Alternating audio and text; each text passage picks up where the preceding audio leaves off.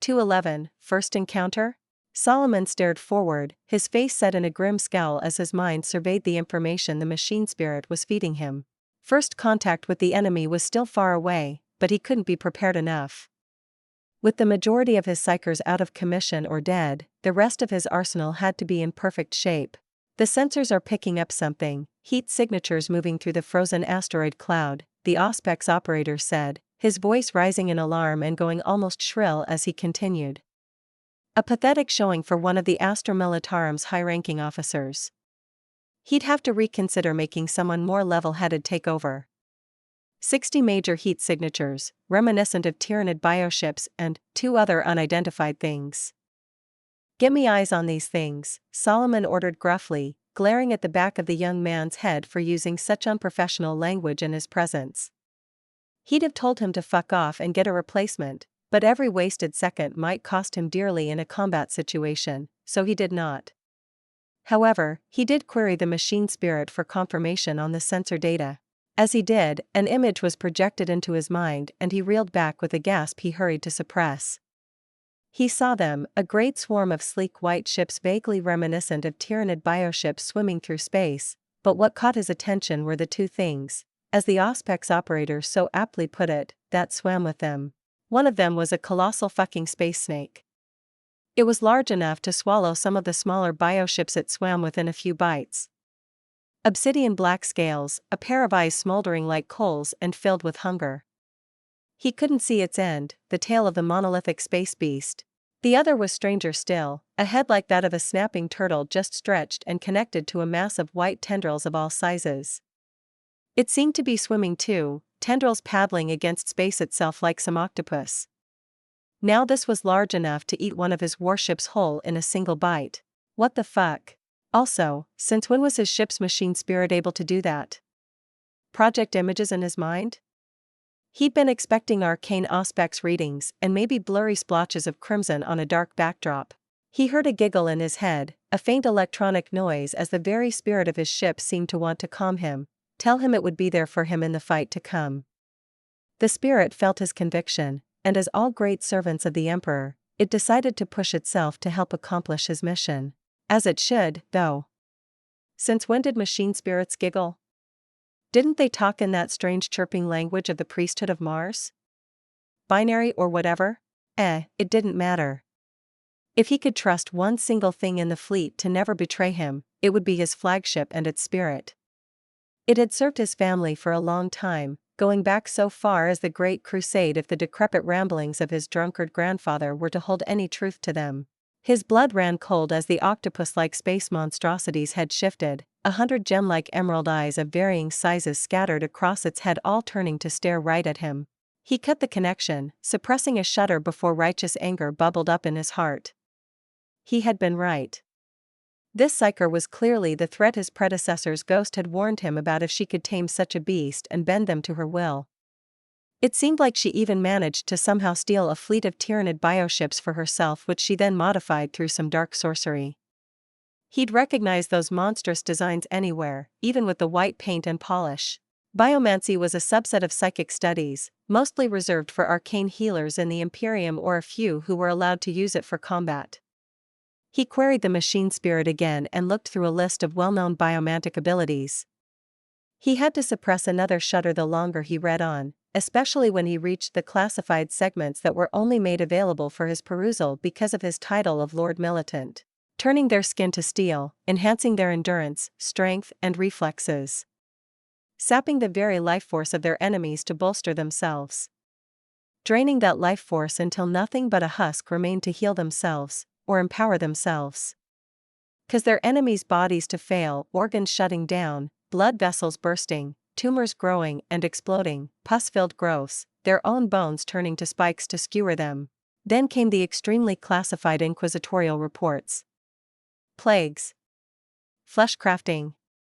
Regular people twisted into horrid abominations enslaved to their master's will. One psyker caused an entire city to mutate around them into abhumans. Another just puppeteered the bodies of people around them without even touching their minds, leaving them trapped in their bodies.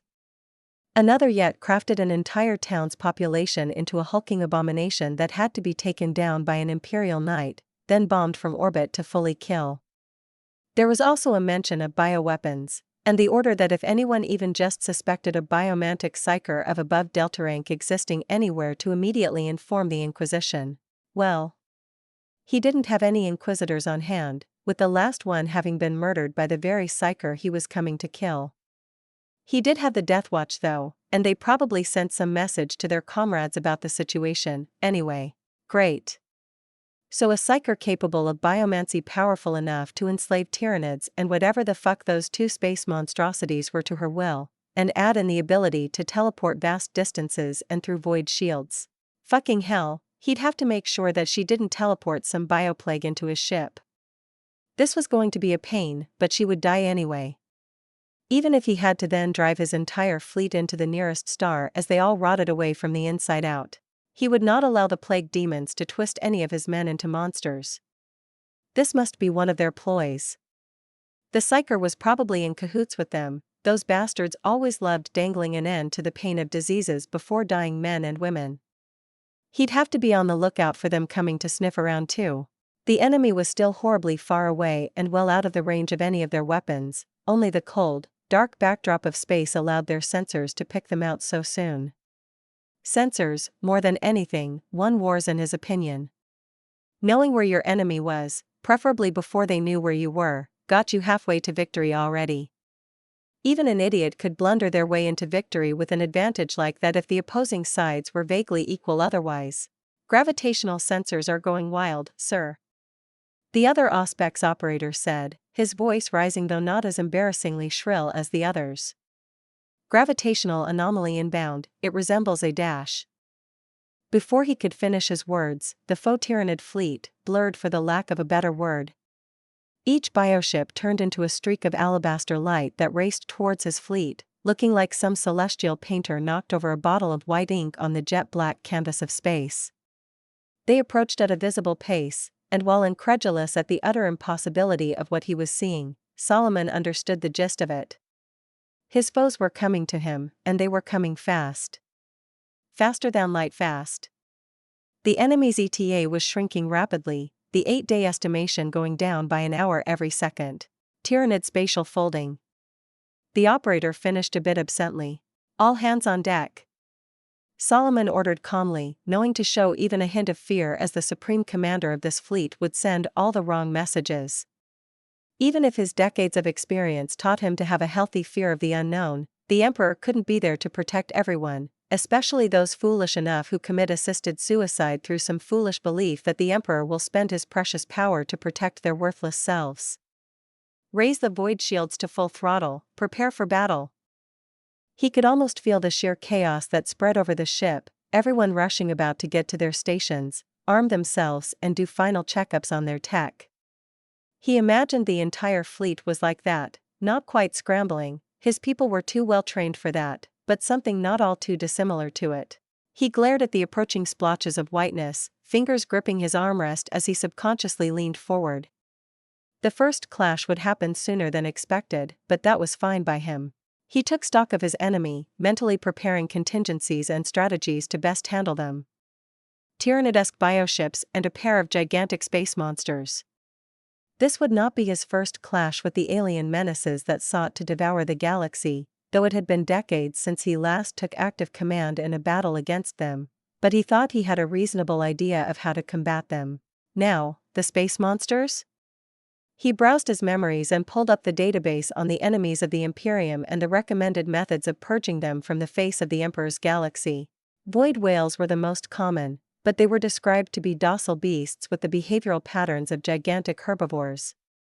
They attacked only if given no other option, though apparently some other xenomenaces liked to convert the beasts' carcasses into pseudo-bioships.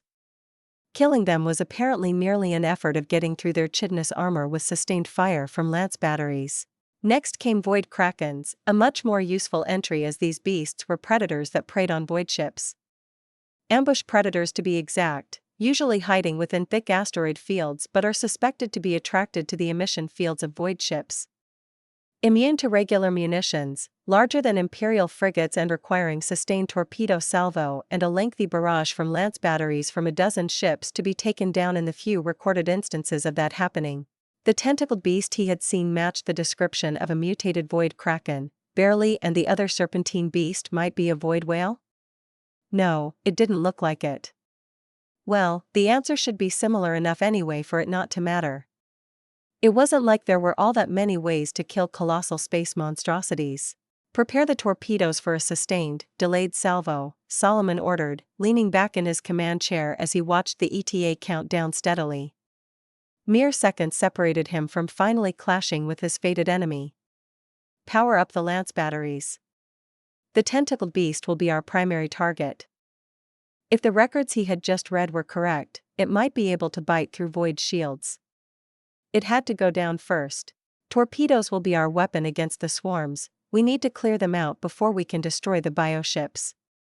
He took a moment to make sure the troopers and officers were preparing properly across the ship, then nodded in satisfaction when he saw that they were. Send out the order to the fleet. They are to gather around my flagship in the standard anti-tyrannid formation as Imperial battle doctrine dictates. The seconds flowed by as he stared at the approaching fleet, his heart beating at a steady rhythm as he felt every second that goes by like an hour. He should have been beyond the pre-combat jitters, but it had been ages since he took part in active combat. Oh well, the rust would fall off soon enough. The blurry white streak slowly grew in size, then started morphing, detains clearing up. The enemy fleet reformed, or rather, dropped whatever spatial warping allowed them to so casually break the laws of physics. They slowed to sublight speeds. Solomon glanced at the sensors, a quick query confirming that the enemy was within torpedo range but not close enough for much else. Just a bit above 100 kilometers, barely a blip in the endless void of space and truth. Fire the torpedoes, he ordered calmly, his eyebrows furrowing as he watched the enemy, waiting for the expected a swarm of flyers to be disgorged by the bioships. The serpentine space beast took point, swimming through space at the enemy armada with the alabaster void kraken close on its heels. The bioships themselves spread out into a large fan formation, and an old instinct made Solomon's skin crawl. Tyrannids stuck close together, always. They used swarms and organic debris to make hitting anything vital a challenge. This fleet was doing neither, and it made the hairs on the back of the old Lord Militant's neck stand on end. This was something new, something strange and alien, and that was never good. The torpedoes streaked forth, their trajectories making them avoid the two monolithic beasts and curve far around them. He zoomed in on the image as they closed in on the bioships, and then beams of something pale white flashed, snapping into place between the bioships and the torpedoes in the blink of an eye. Dozens, hundreds, thousands of thin white beams of light targeting each and every torpedo. They disappeared less than a second after appearing, their bright light lingering in Solomon's retinas, and then his sight of the enemy force was blanketed by his torpedoes exploding dozens of kilometers short of reaching their targets. A massive, silent explosion covered the alabaster fleet for a few seconds, the impossibly bright light of the nuclear explosions made bearable by the picked caster filtering out anything too hurtful for the human eye. Then the flames died, snuffed out by the uncompromising void of space in a few seconds, and the alien fleet swam forth. Undamaged, not so much as a single torpedo having hit its target. With gritted teeth, Solomon glared at his fated foe. He should have expected she wouldn't just roll over and die for him. Fine then. He snarled inwardly. A challenge. No matter, I will crush you and your little alien toys. Fight against your fate as much as you like, but it won't change a thing. He heard a faint, tittering laugh at the very edges of his perception. Blinking, he looked around, then queried the machine spirit for a quick checkup, knowing not to underestimate psychers. The query came back negative. Huh. He must have imagined it, the damned psyker was getting in his head even without him ever having laid eyes on her. I must get a grip on myself. The mission must be accomplished. 212, a good scrap. The point defense turrets are an absolute success. Well, they will be once I fix their targeting issues, but that's a me problem, not anything wrong with the lasers themselves. I hummed thoughtfully, working on weaving the bioprocessors of each PDT into a singular network. The problem was that while each turret had a pretty good targeting software that unerringly locked in on the closest missile, more than once, half a dozen turrets locked onto a single missile and then had to scramble to aim at the next incoming missile. The laser itself might have traveled at the speed of light, but the turrets most certainly couldn't aim and turn at even a fraction of that speed. The obvious solution was to make a network, tie in all the PDTs into it so they could communicate, then write software that decides which turret gets which missile. In the end, I only managed to make ship-wide networks on the fly, as I couldn't come up with a way for the ships themselves to communicate with each other over interstellar distances. Not one up to my standards anyway.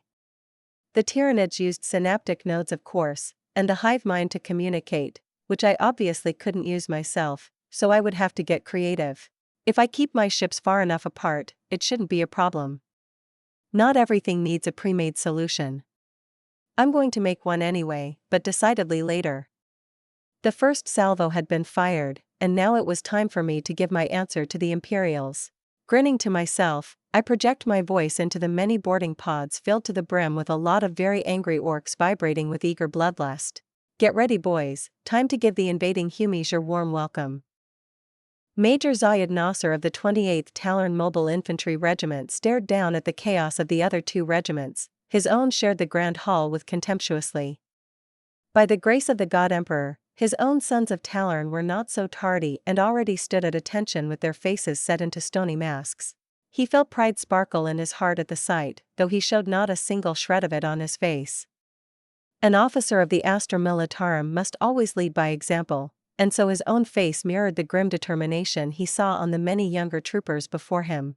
As low as the chance is, he started, projecting his voice over the gathered soldiers while his own commander, the colonel, was still occupied with the hasty meeting of the upper ranks of the Astra Militarum on this fine void ship. We have been warned that we face an unconventional enemy on this day. As much as the generals would wish to trust the great void shields and our brothers in the navy to keep the enemy at bay, we must prepare for the low chance of our vile foe daring to board our ships. If they do, it will be our task to stop them, to make sure they step not 1 foot within these halls blessed by the grace of the Emperor. I want every last trooper in combat readiness, eyes and ears peeled for an order coming down from up high. If the enemy comes, they won't know what hit them. Remember, the Emperor's with us. Let his light guide you, and bring his fury down upon the enemies of mankind. Major Nasser knew he was not the best of orators, but knew his colonel could not be bothered with lengthy speeches, even for the benefit of morale. By the grace of the Emperor, the sons of Talon were proper religious folk, and their zeal usually more than made up for the morale boost his rousing speeches failed to bring about. It helped that their attached commissar tended to shoot any trooper who didn't show the proper level of zeal and motivation. Those of weaker faith had no place in the Divine Emperor's guardsmen regiments. Those of weaker faith were bound to falter in the face of the many horrors guardsmen were forced to face in the line of duty. Sending them to meet the Emperor for judgment sooner was a kindness in truth, for in this way they escaped failing him outright and may yet earn his forgiveness for their lack of faith. Their field of deployment was unusual for a mobile infantry regiment. They were used to fighting through wild, inhospitable, but open-air terrain located on the surface of a planet. The massive hangar bay housing the fighter squadrons of Lord Militant's flagship was unusual, but they would make do like they always did when push came to shove. Torpedoes incoming. His comm bead buzzed in his ears, connected as he was to the high-priority command channel. It was one way for someone only of the major rank, but he could listen in on the happenings on the wider battlefield to better prepare for combat. Void shields breached, I repeat, void shields breached. Boarding pods inbound, all hands on deck. Prepare for enemy boarding actions. Prepare for hull breaches, respiratory systems and airlocked helmets are advised to be worn post-haste. ETA 1 minute. Major Nasser's blood ran cold. The enemy breached the void shields? Just like that? How? No. It was not his place or responsibility to figure that out. His duty was to lead his men into battle and give the ones actually capable of figuring out the answers to those questions enough time to come up with proper countermeasures. He had to trust in his fellow servants of the Emperor and their skill. Helmets on. Major Nasser bellowed, then grabbed his own airlocked helmet and put it on his head. A moment later, the colonel, one Idris Kamir, stomped over with a grim scowl of determination twisting his rugged features. And prepare for combat, men. The enemies of the Emperor are coming right to us. We will show them that even without solid ground under our feet, the sons of Talern are not to be underestimated. We hold this hangar bay in the name of the Emperor. A chorus of bellows answered him in kind, calls of "for the Emperor" echoing in the Grand Hall as even the other 2 regiments stationed in the truly colossal, cavernous hangar finally got themselves into a semblance of order. Alien ships, Colonel Khmer said in his usual gruff tone as he stood next to Nasser, his arms behind his back and his spine straight as a pole. The cogboys suspect them to be Tyranid ships modified with dark sorcery, biomancy, they called it. They recommend expecting the unexpected and taking all precautions we would otherwise when facing Tyranids or other foes of organic nature. The boarding pods likely transport smaller swarms of some kind. We will go with standard anti-swarm tactics. Understood, sir, Major Nasser said with a grim nod. The unexpected was never good. Then he went about whipping the men into formation, setting up barricades and firing positions, all facing the force field separating the hangar bay from the void of space. Not 10 minutes later, Nasser squinted as he saw something through the half-opaque force field. A small white dot against the inky black of space. First, he thought it a sign of his worsening eyesight, but as it grew and, more importantly, moved, he straightened and realized what it was. Battle stations. He bellowed, making sure the lost gun hanging over his shoulder was within quick-draw reach. Eyes on the enemy, someone with eyes that aren't fucked yet confirm? Aye, sir, I see it, the young mechanic of Nasser's own platoon called back, a pair of modified binoculars held to his eyes. Looks like an oversized white missile, big as 5 Lehman Russes put together if my Auspex isn't messing with me. Enough space in it for a whole platoon if I had to guess. The boarding pod approached, and the ship's weapons batteries opened fire, spitting ionist plasma at the approaching enemy. Nasser squinted, once again doubting the truth of what his eyes saw. The concentrated plasma fire hit everything but the approaching pod. Even when it looked like something would hit, an invisible barrier absorbed it all, but by that point the pod was so close that Major Nasser wasn't paying it much attention. It looked like winning this battle would fall to the hardy troopers of the Astra Militarum once more. Truly, he expected more from the mighty Imperial Navy, not Arbites and PDF levels of incompetence. Did the tech priests forget to bless the weapons? Did the engineers responsible for maintaining the focusing matrices bail on their duties? Did the resident Muggos somehow anger the great machine spirit of the ship? He would never know. He just hoped those failings would not befall the weaponry of his own regiment. No. He tested his Loss rifle just this morning and did a maintenance routine on it personally after he had the engine seer do all the appropriate rituals and anointments. The machine emperor would guide his aim today. The boarding pod approached, and it became evident it had a force field of some kind protecting it as the weapons batteries tried to destroy it by drowning it in a hail of plasma fire. And then it was upon them, coming right towards the hangar bay, and the force field separating the void of space from the pressurized hangar split. Like a door opening up before a respected visitor. Major Nasser barely had a moment to comprehend it and then threw himself on the ground as the boarding pod didn't slow. It sailed over their heads, and then there was a crash so loud it sent his ears ringing, making his head swim. Dazed and disoriented, his training and decades of experience took over. Throwing himself over the barricade of sandbags and ferrocrete boxes, he brought his Loss rifle up and aimed down sights. The boarding pond was there, embedded into the wall at the back of the hangar, with its exhaust plume still sputtering. His hearing returned with a pop, and only then did he realize that only now did the force field had finally sealed itself. A shiver of dread ran down his spine, knowing just how close he probably came to getting himself sucked through the hole and ejected into space along with the rest of the hangar. Hazarding a brief glance behind him, he saw chunks of what used to be flesh and blood humans falling from the air. So that's why he was still alive. Some poor sods closer to the hole got turned into a human plug by the vacuum. Whether they survived the initial experience didn't matter, as the energy field didn't care about their presence, sealing itself shut despite the dozens of humans it bisected by doing so. He turned his attention back on the boarding pod, wondering whether anything inside could possibly survive such a rough landing. The force field that had protected it was evidently gone now, as the many lost bolts impacting it left blackened scorch marks on the once pristine white armored hull. The sputtering of the exhaust plume cut off, And then the sound of hissing reminiscent of explosives arming themselves sounded out under the din of the battle. Down! Nasser bellowed, following his own order as he ducked down. Not a moment later, he heard the sound of an explosion, then saw the back wall of the boarding pod fly over his head, forcibly torn off by the explosion and sent flying. By the time he rose again, his sights set on the boarding pod, the enemy was pouring out in a tidal wave of green flesh and bolter fire. Wawa waga.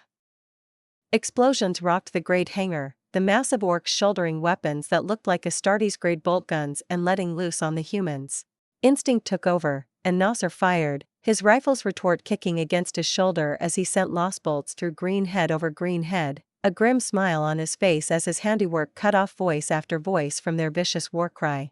The orcs were pouring out of the boarding pod, body after body leaping down and instantly firing or charging at the humans. Despite what should have been an easy slaughter for the humans, what with them having dug themselves in and outnumbering the greenskins by a huge margin, there couldn't have been 3 regiments worth of orcs inside that single pod after all, except, the orcs just kept coming. A pile of green bodies was growing rapidly under the pod's opening, the guardsmen taking advantage of the obvious choke point to unload into the massive green bodies on full auto without having to even aim. There was always a body to hit after all. They never stopped coming. He briefly wondered why none of the autocannons were turning them into mincemeat, why none of the many fighters in the hangar were using their spacecraft-grade weaponry to slaughter the greenskins. Then he dared a brief glance at the nearest fighter and saw it up in flames, its cockpit turned into a smoldering pile of scrap by one of those massive bolt guns spitting fiery death at it.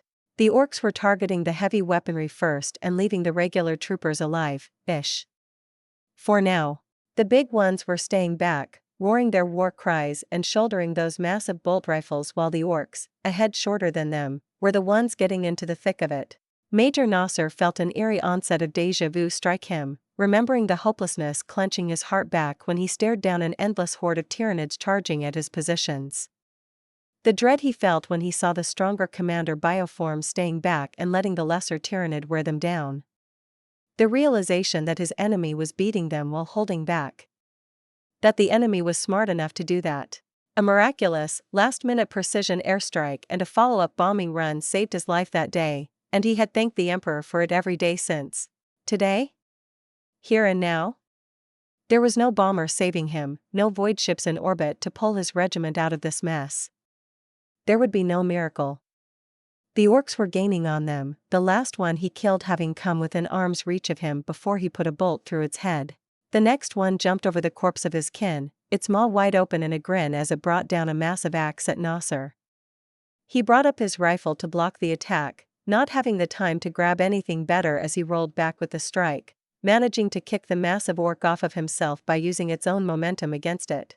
The rifle in his hands didn't survive the experience, and his arms were still numb from trying to block an attack from an orc. He would need at least a few moments to recover. The orcs didn't give it to him, 3 more leaping over the shoddy barricade Nasser and a few of his men had been hiding behind. The men who were busy turning the previous orc that Nasser had thrown at them into mincemeat didn't have time, or enough firepower to keep them back. The orcs didn't even seem to care about Nasser, lying on the ground as he was, and just charged over him. His vision went white as an orc stomped on his knee as it went, pulverizing it.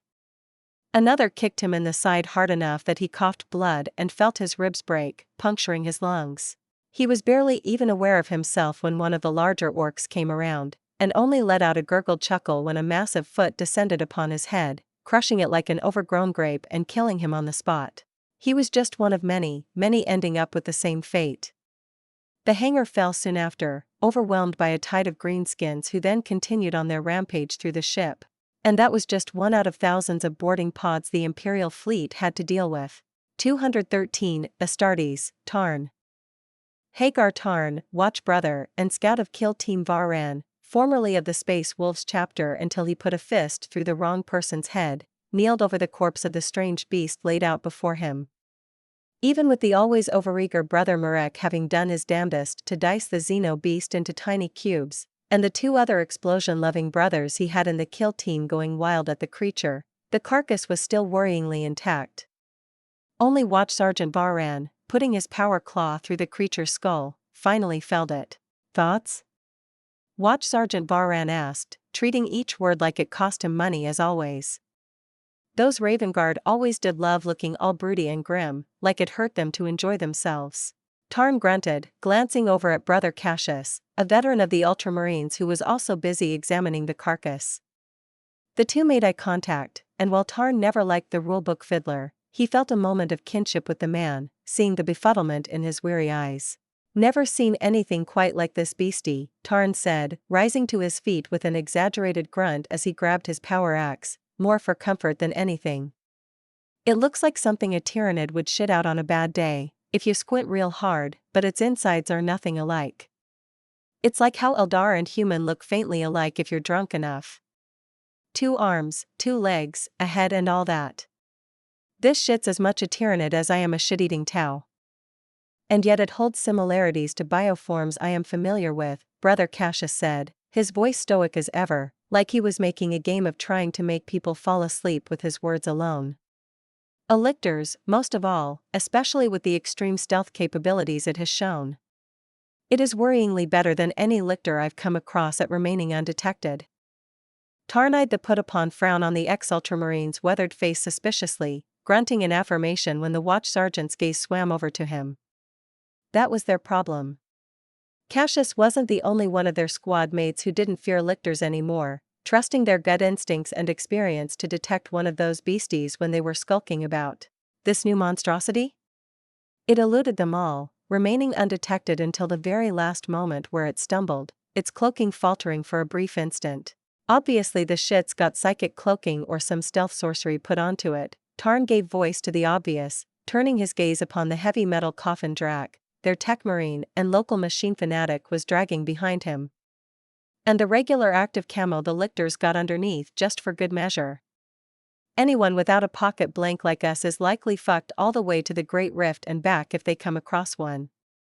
Cassius frowned, the height of emotion from the dreadful boar, likely imagining the other kill teams spread out across the fleet getting slaughtered as they speak. Marek, that zealous idiot, clutched his oversized power sword with a look of righteous rage warping his features. He kept his trap shut though, the last time he started spouting worthless crap he earned a fist to his face from Tarn. The lesson will fade in another few days, it always did, but he'd behave for now. Perhaps we should gather into larger groups then?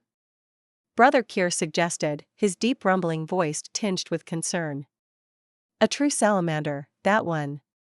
Despite getting his gigantic ass booted for torching the wrong house one too many times in the throes of battle. Both to protect our blank and to provide its aegis to other teams, perhaps even to a regiment of guardsmen. No use worrying about the worthless chaff, the tech marine said, his mechanical voice coming through his box speaker, and yet he managed to convey the naked disdain he felt for anything that had even just a % of organic flesh left in it. The fact that the ex-Iron Hand Marine was included in that list rather easily explained his abrasive personality. But wasting other kill teams to these Xeno monsters would be suboptimal before the final fight. Agreed, Watch Sergeant Barran said, finality ringing in his tone and silencing the squad members. Any weak points on the creature? The spine and the skull, Tarn said, biting off the obviously he wanted to attach at the end. Barran cared little about discipline until it turned into anything even vaguely smelling like mouthing off or backtalk aimed at him, or until the lack of discipline affected combat efficiency. Even that's iffy, the thing's spine was as thick as my wrist and probably as tough as ceramite. Nothing's getting through that if it doesn't have power attached to its name, same with the skull, I'd think. Not even that's assured, Brother Corian, the squad's apothecary, spoke up for the first time, his soft, melodious voice filled with something grim. The watch sergeant's strike came at a precise angle, hitting the softest part at the base of the skull where it connects to the spine. A haphazard strike at the creature's spine anywhere else wouldn't be enough for an instant kill, or even incapacitation. Especially since I am seeing redundant organs for the redundant organs in here. 2 layers of redundancies for everything. Half of which I don't even know the function of. The carapace is also much less resilient in death. I suspect an active biomantic sorcery at work or something similar. The blank might negate it in close proximity. Tarn curled his lip in distaste, grunting as he failed to notice that. Oh well, he was the scout of the kill squad, not their pocket magos janitor. He was good at hunting, staying hidden and killing things, not analyzing corpses. Like the Swarm Lord, then? Watch Sergeant Varran asked, and Tarn stiffened at the question, then snarled when Corian nodded. Worrying. Give me a moment. Eyes peeled brothers, there could be more of them. If they are anything like the Tyranids, they will know one of their more powerful organisms just died here. Watch Sergeant Drac, the tech marine, said as the very nanosecond Varran fell silent. The ship's been boarded. The local guardsmen regiments are already in disarray as orcs are flooding out of a dozen boarding pods that cut through the void shields and impacted the hull. Of course he would go against protocol and tap into all the local comm networks and eavesdrop on the guardsmen. The paranoid machine lover didn't trust anything that wasn't made of metal, though this time his nosiness seemed to have paid off. The psyker, Tarn growled, clutching his axe. She teleported through the Inquisitor's void shields too with a force of orcs at her back. It's the same shit again. With the addition of these monstrosities, Cassius added, and likely only his need for decorum held him back from spitting on or kicking the corpse. A moment, Watch Sergeant Varran said, tapping his helmet in a universal gesture of I am on the call. After a second he nodded, and his hand fell back to his side. The suggestion to group up has been shot down. The guardsmen are being routed already, pulling back into the corridors and setting up kill zones. We need to hold a vital corridor to keep the greenskins away from the command deck, make sure the guardsmen aren't overwhelmed. The Lord Militant cannot fall yet. Other kill teams will mirror us in other vital spots. Move out and stay vigilant. Stay vigilant, he said. That was his way of saying expect an enemy to pop out of your own asshole and be ready to shoot them if they and when they do. How deep of a shit are we in, Coghead? Tarn asked gruffly, glancing at the tech marine as they set out, helmets turning this way and that with baleful red light scanning every nook and cranny. The boarding pods are either spatially expanded inside, Drac responded in his mechanical monotone voice, or have portals of some sort set up inside. The number of orcs on board doesn't match the reported volume of the boarding pods. My conclusion would be that we are unlikely to hold out unless those boarding pods are taken out of commission soon. The watch captain and his elite kill teams are handling that, Watch Sergeant Varran cut in. Focus on our own task and trust our brothers to handle theirs. Now silence. Fair enough. The sneaky xenofuckers were hard enough to notice as it was, but with orcs shouting like they were wont to do and the other squad members yammering? Yeah, they might as well lie down and bare their necks, hoping for a swift death at that point. Not that Tarn would ever be willing to go down, swiftly, silently, or at all if he could help it. As a son of Russ, he'd laugh in the face of death and fight until his body gave out and maybe a bit more out of principle.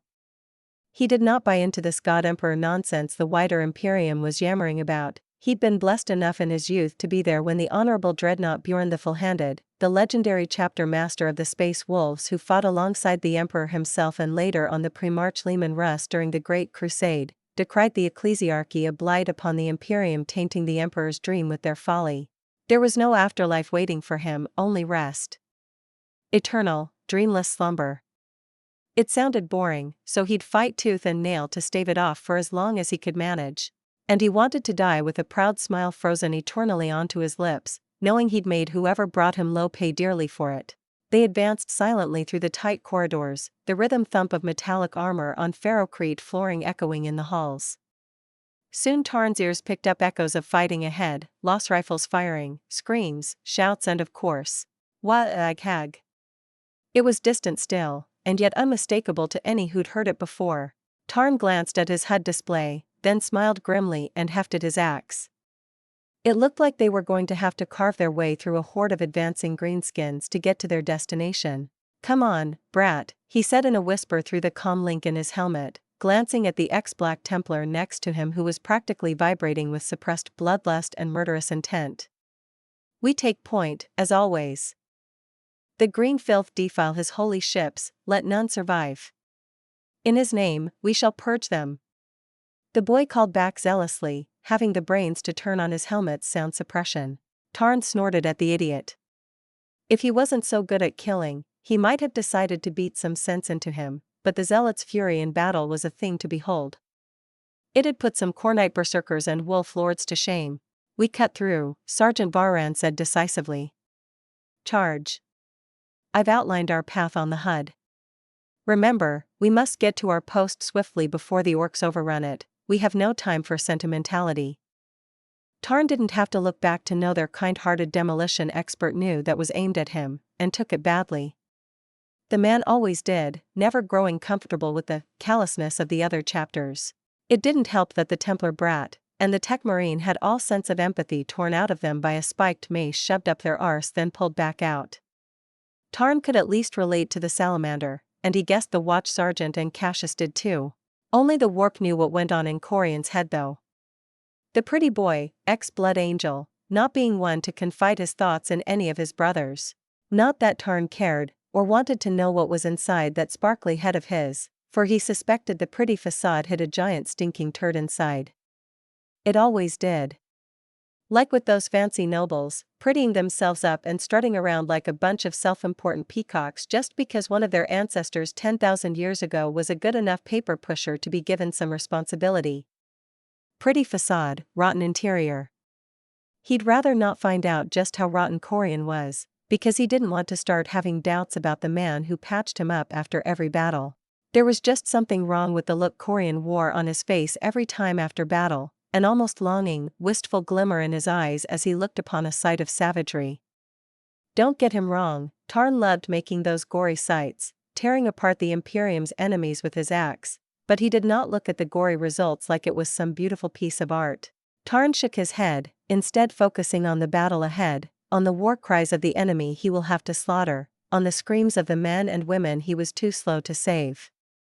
His heart's thunder in his chest, his engine roaring up as a familiar thirst for battle rears its head once more and twists his face into a vicious snarl.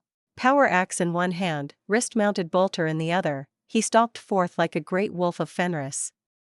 Tarn never was one to think too deeply on problems, but perhaps old age has worn down his mind. Nonetheless, it was time he got back to his roots and slaughtered some Xenos in the name of the Emperor. 214 New Wars and Toys. Nulls, blanks, pariahs. Was that the extent of their tricks? Did the Death Watch think that would be enough to kill me? Or were their pocket blanks, as that one Marine called them, just the means they were using to hide their true ace in the hole from my sight? Well, if nothing else, the orcs were proving useful in drawing the Death Watch out and making them play this game on my terms. Better yet, they did so without any risk to myself. Only a select few orcs, like Throg, had a link to me through the eldritch implants I'd given them, but the others were not.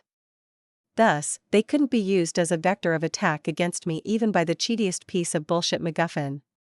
Maybe some psychic attack could ride the telepathic link I had to my infiltrator drones, but without that, I was safe. That was why I kept the drones in question away from the watch captain and only poked the other kill teams with them, seeing how they'd react. In the meantime I nabbed Zedev and had him start trying to slice his way into Deathwatch's private comm network.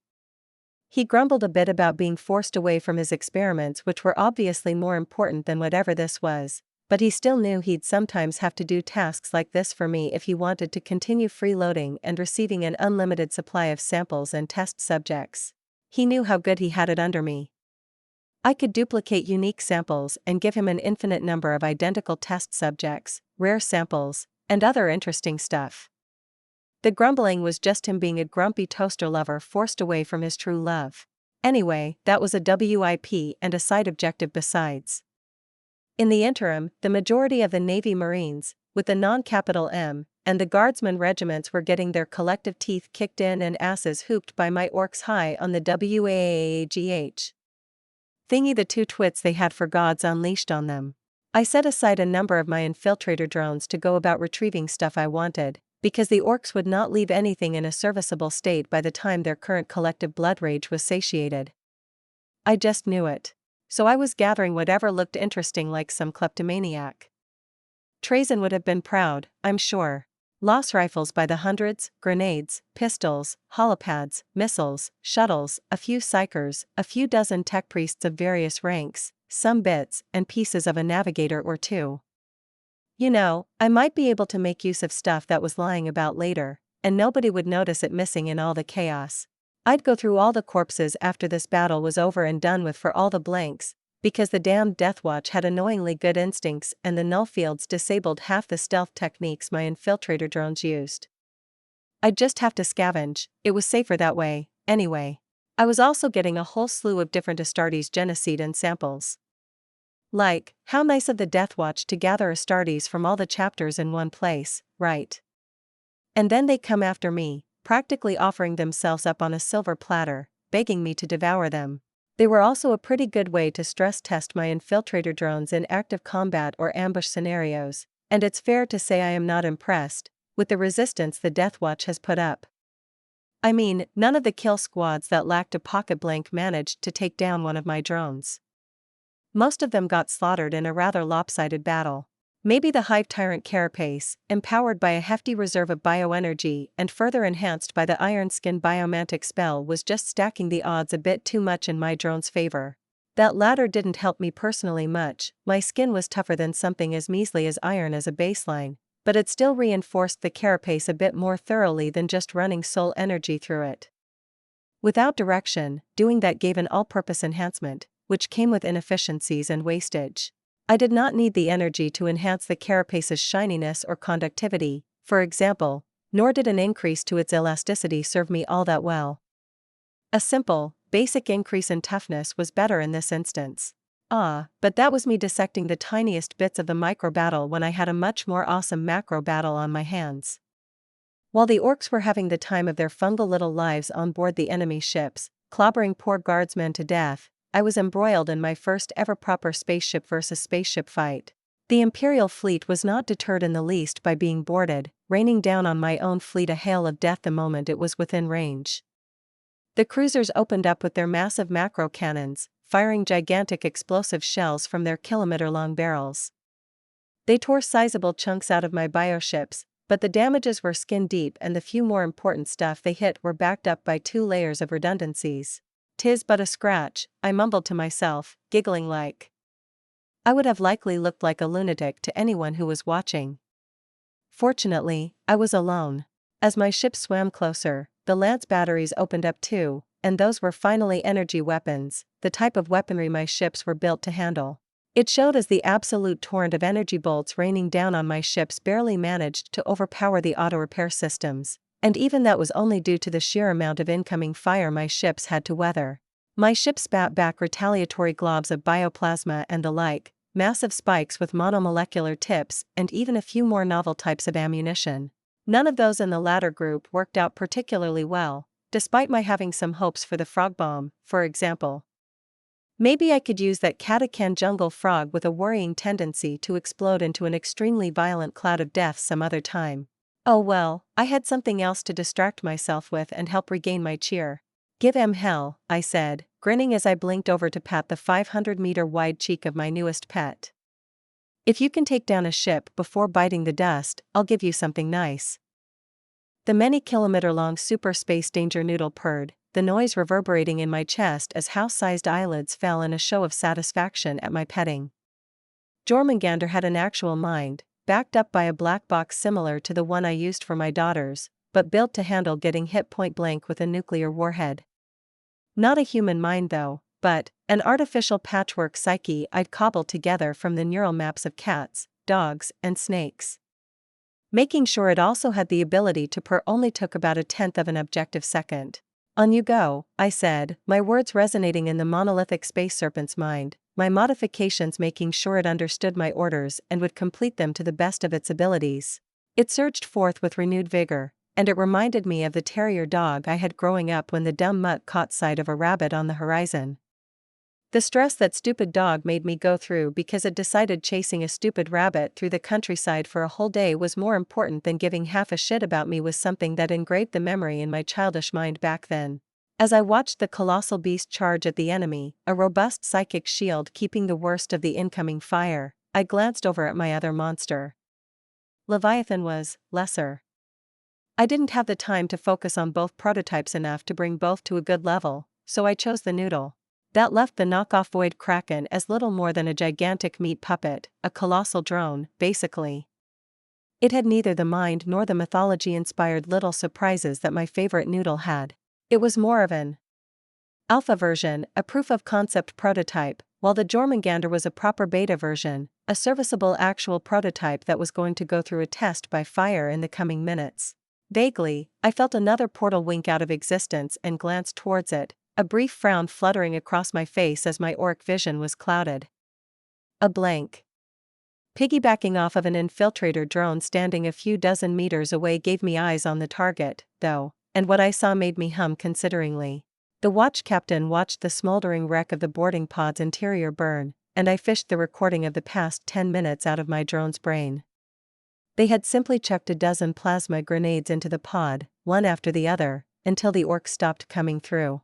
Since my portals were maintained by a ring of my psyorbs, those Hrud and Crave psychic conducting foci, that was enough. Maybe I'll add an armored casing in the next version, though I don't want to make their situation feel too hopeless for now, so I'll leave the current pods as they are.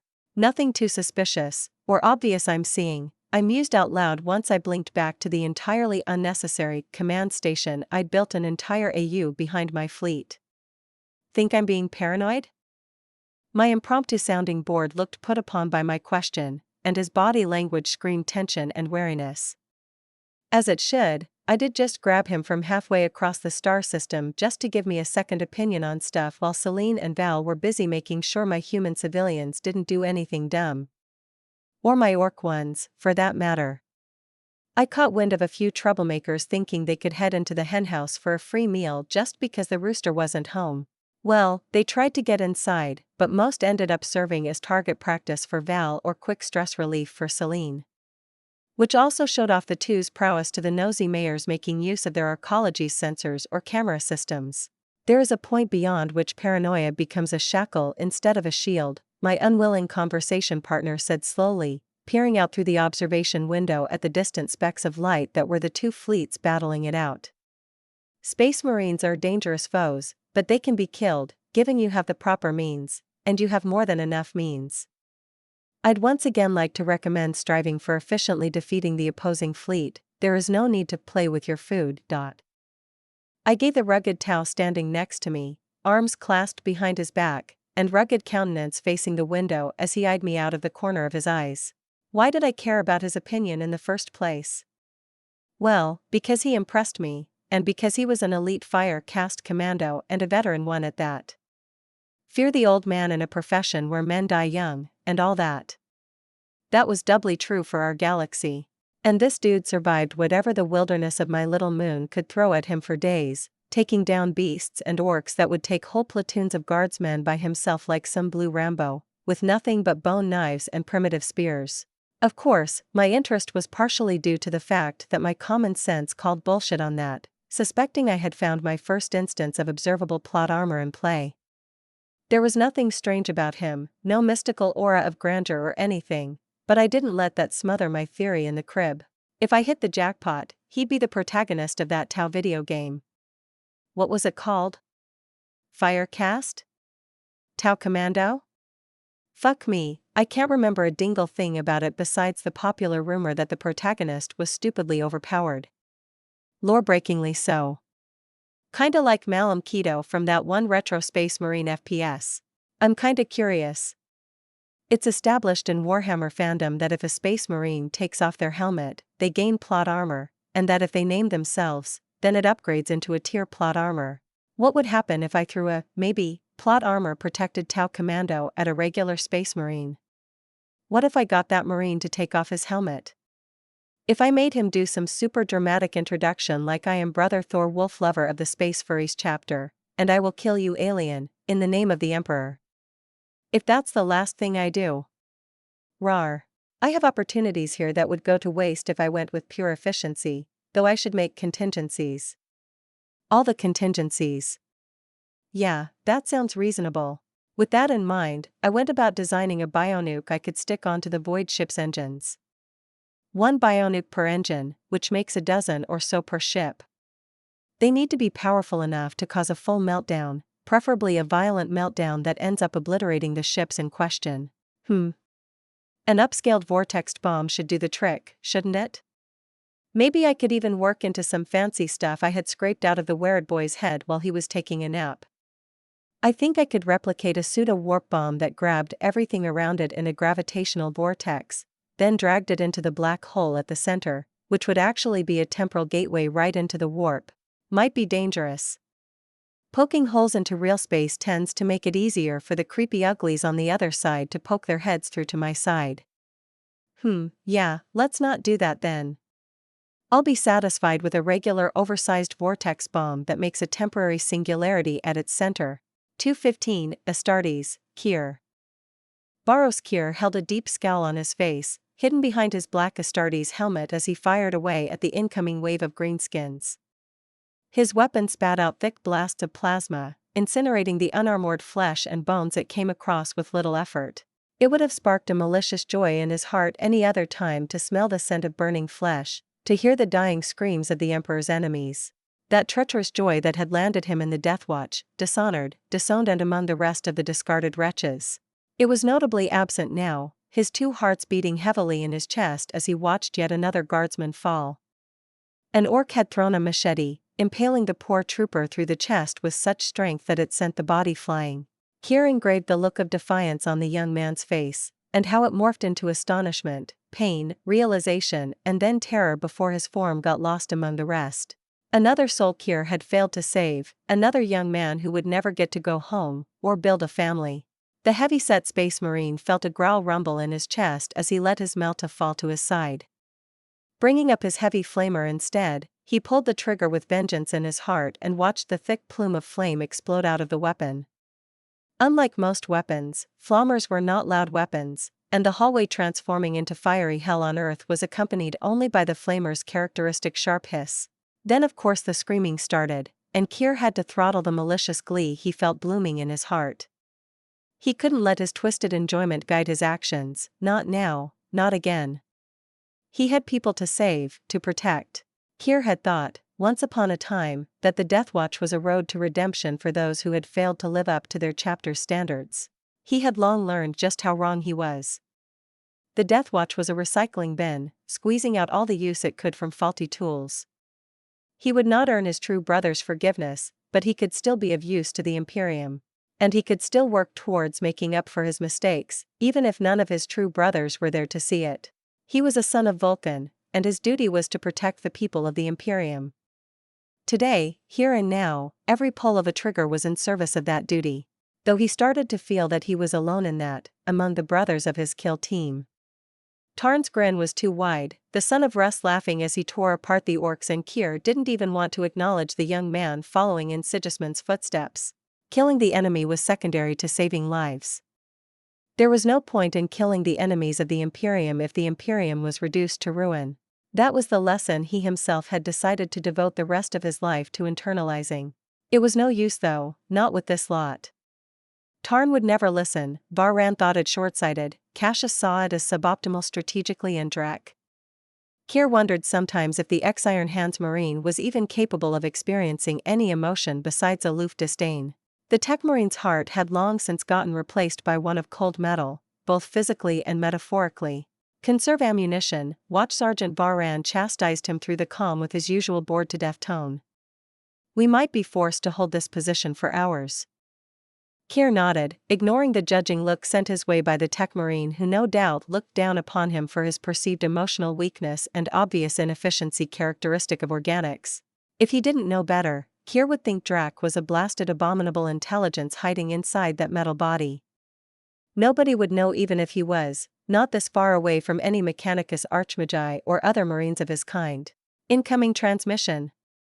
One of the guardsmen taking shelter just behind a bend in a hallway shouted, the weathered communications specialist's voice not even quivering despite having heard the death cries of hundreds in the past few minutes. From the Lord Militant.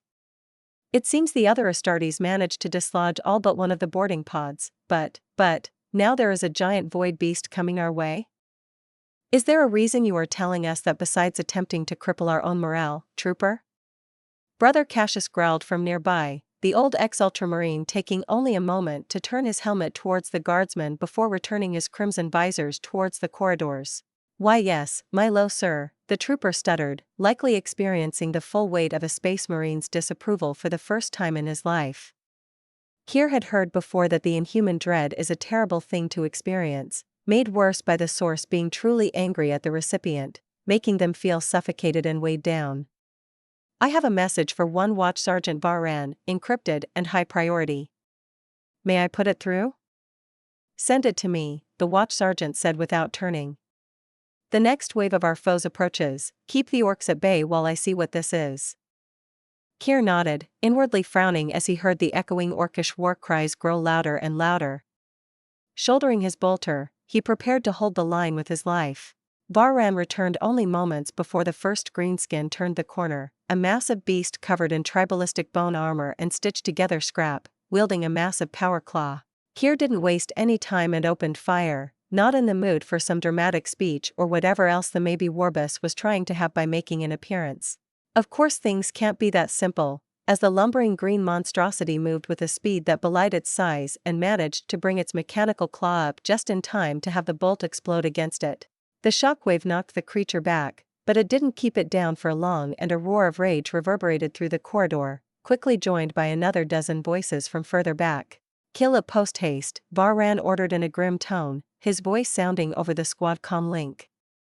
We have new objectives, we'll need to carve a path forward. Again.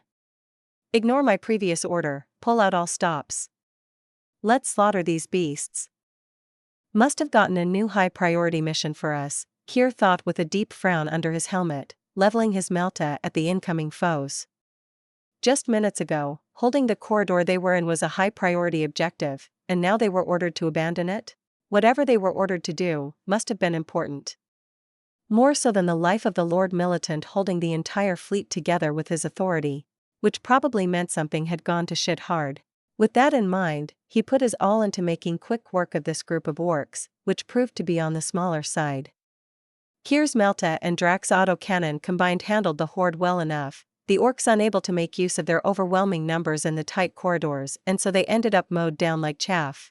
Onwards, Varran ordered gruffly, an uncharacteristic sense of hurry in his otherwise bored tone. We will collapse the corridor behind us. Lots of good that'll do against a group of determined orcs, Tarn retorted, giving a glance at the troopers behind them, all of whom looked quite put upon seeing that the Astartes were preparing to leave. We could leave behind one of our biobombs, Brother Corian spoke up, patting a cylindrical canister at his hip. It would leave the corridor impassable for a while. Kier grimaced, knowing that what the Deathwatch called biobombs were in truth miniature virus bombs, a WMD that could devastate planets. The smaller biobombs had a localized effect, but they came from Mechanicum Engineering and not an STC, so they were imperfect, meaning, the containment sometimes failed and unleashed the flesh-eating plague upon the surroundings. We'll collapse the corridor with a plasma charge, melt it shut, then leave the biobomb on our side of it and tied to a proximity sensor, Varran said, nodding mildly. Cassius, take care of the guardsmen and make sure they are useful somewhere else. Kier, handle the plasma charges. Drac, Corian, prepare the proximity-triggered biobomb and make sure it does not go off prematurely. The rest of us will keep watch and take care of any stragglers. The work took less than 5 minutes, the members of Kill Team Varran working together like a well-oiled machine despite their varied origins and mutual dislike for each other. The troopers were sent away, assigned to posts that needed them more, with only a single platoon remaining behind to watch over the corridor and report a breach if it happened. The charges were set, detonated, and then were followed by the biobomb hidden under some rubble, with the proximity sensor tucked away behind a ceiling plate. So what's so important that we left the Lord Militant out to dry? Tarn questioned in his usual brusque manner once they were on their way. See for yourselves, Varran said after a moment, and Kier's comlink buzzed in his ear, alerting him of the arrival of an audio recording. Making sure to keep his focus, Kier gave the recording the mental go-ahead and had it play out in his ears. This is Watch Captain Sidriel speaking to all squad leaders, a gruff, older voice buzzed in Kier's ear between ragged gasps, making the ex-salamander's thoughts grind to a halt. Watch Captain Sidriel was ancient, having led the Deathwatch of the Jericho Reach for the last 3 centuries and served in it for another 2 beforehand if the rumors were to be believed. Kier had never heard the man sound even slightly out of breath, worried or bothered. Now he caught signs of all three in the man's voice, along with resignation and defiance.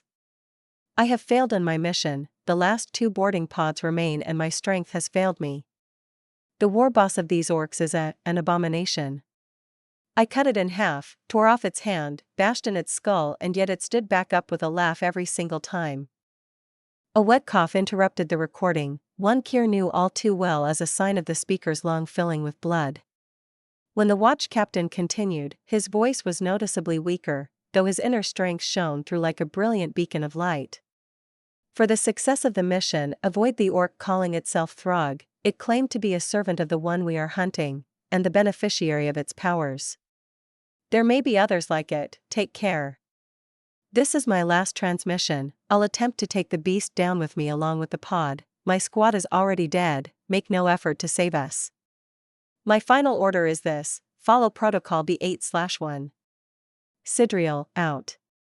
May the Emperor grant us strength, for we will need it. Kier stayed silent, keeping his focus while he let the recording play out in his mind again. The information settled in as he thought of the consequences. The watch captain was dead at the hand of the rogue psyker's errant pet orc.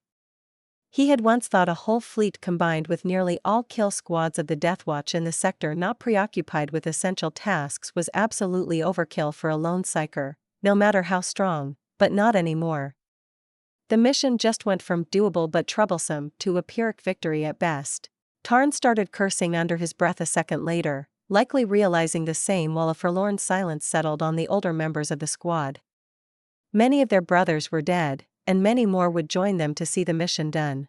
Should we know anything about whatever that protocol was? Tark asked testily, swinging his axe about at an orc that thought itself sneaky by hiding behind a bend. It only earned the greenskin an axe to the face. Kier noticed that both the temperamental Marek and the Techmarine Drak were paying careful attention to their watch sergeant. Good, he wasn't the only one left out of the loop on that one then. It means our current objective is to recover a pair of relics, Varran said. Or make sure they are still in the hands of those who should have them. It also commands that we shift our bottom line. Everything in this fleet has just become expendable. Only the success of the mission matters. Oh, relics, is it? Tarn said, and Kier could hear the bloodthirsty grin in his voice, though he himself only felt a sense of relief and reassurance, knowing the mission might be less hopeless than he had thought. What kind? The kind we don't talk about, Watch Sergeant Varran said sternly. The walls have ears, and they do not belong to the Imperium. Know that we need those relics to succeed. The specifics are hidden even from me. I fucking knew it, those bastards had some bullshit relics up their sleeves. I exclaimed, making my poor blue guest jolt and step away from me like I might explode or something. I rolled my eyes at him. There is no hiding from the big sister though, it doesn't quite have the same ring to it that Big Brother does it? I mean, Big Brother is watching you is ominous, while Big Sister is watching you just. Era, what are you hiding there, Oniai-chan? Yep. Totally different vibes. Or maybe my mind had just rotted away while my soul languished in the void of the afterlife. The brain rot had followed me all the way to the 42nd millennium. Truly there was no curing it once it had set in. My newest pet Tau, valued assistant and warfare consultant, just stared at me with a strange look, but I ignored him. His kind rode goddamn Gundams into battle, so he should keep his trap shut about my eccentricities if he knew what was good for him. Don't throw rocks while living in a glass house, and all that. Now then, I wondered just what goodies they have tucked away and where, I hummed aloud, smiling thinly as my eyes narrowed meanly. There isn't going to be any heroic Hail Mary or Pyrrhic victory here. Not on my watch. The watch captain's dead as hell, but there are still many unlikely hero candidates that could be the protagonists of this story. 216, Danger Noodle in action. I had my Space Noodle head for one of the largest ships, a cruiser floating right besides the flagship. The flagship itself had too many protagonist-grade people on it, along with good old Solomon, who I wasn't quite done with yet. Still, I wanted the Space Snake to be too close for comfort to them. Plus, there were also a few people I was keeping an eye on among the ones aboard the targeted cruiser. Heroic guardsmen, rugged veterans, determined space marines, even some space marines with their helmets off. Space wolves almost always had theirs off, either because they thought their skulls were just as thick as ceramite or because they were of the mind that the ability to make use of their bestial senses was worth more than avoiding getting shot in the head. I could safely conclude that for them, there was no plot armor, no mystical force to protect them. Senses or no, they got their brains aired out at a rate that made me wonder how the chapter survived the last 10 millennia. The few of them that had some proper ranks had refractor fields around their heads to have the best of both worlds, but the regular Marines just didn't give a fuck. Still, somehow, space wolves were still a thing this far into the Imperium's reign, so maybe they knew something I didn't. Whatever. They didn't matter. Nor did the few Marines I managed to bait into taking their helmets off through a few orc puppets. I didn't take control of my orcs, just made new meat puppets to beat on suspicious Astartes. And so far I found no sign of any of them being reality-breakingly lucky or something. I still had my eyes on a few though, especially on the squad that had been assigned to guard Inquisitor Thrace once upon a time. Taking revenge on the big bad evil girl who killed their charge would be suitably epic in my opinion for them to be the heroes of this story. If they died in the attempt? Then it was even better, because people couldn't have nice things in this galaxy and everything had to be grimdark. Stupid depressing galaxy. I wouldn't let it take what nice things I had from me. Not Celine, and not the shred of peace having a place of my own to fortify against all threats and build up my power gave me. Some might say that wandering the galaxy as I gathered my strength would have been smarter, since it would have left my enemies no fixed location to strike at. But that failed to account for the fact that 1, I didn't want to live as a cowardly vagrant, and 2, that I would have walked into a trap sooner or later. The Valia system was free of demons, and soon I would know everything that happened in it. Not a single ant could so much as take a dump without me knowing. It was safe-ish. A fortress where I could feel at least somewhat safe. And I could still run if I had to. It would be a pain to leave behind everything I'd built here, arcologies, Dyson swarm, biomass farms, citizens, but I'd do it in a heartbeat if I had to. The only thing I had that I couldn't bear losing was Celine.